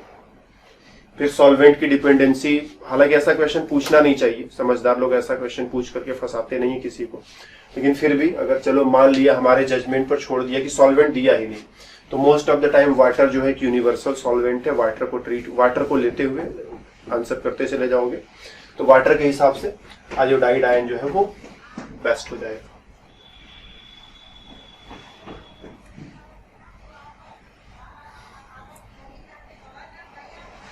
ठीक है, तो हम लोग आज के डिस्कशन को, हालांकि प्लानिंग किया था हमने कि 80 क्वेश्चन तक डिस्कशन जाएगा, लेकिन जस्ट 60 क्वेश्चंस पर हम लोग रुकते हैं, 60-62। बाकी के बचे हुए क्वेश्चंस को हम लोग अगले क्लास के लिए रिजर्व करते हैं। जब अगली बार मिलेंगे तो फिर बाकी के क्वेश्चंस पर बात करेंगे। यहाँ पर हमारी तरफ से ये डिस्कशन इतने पर ही समाप्त किया जाता है।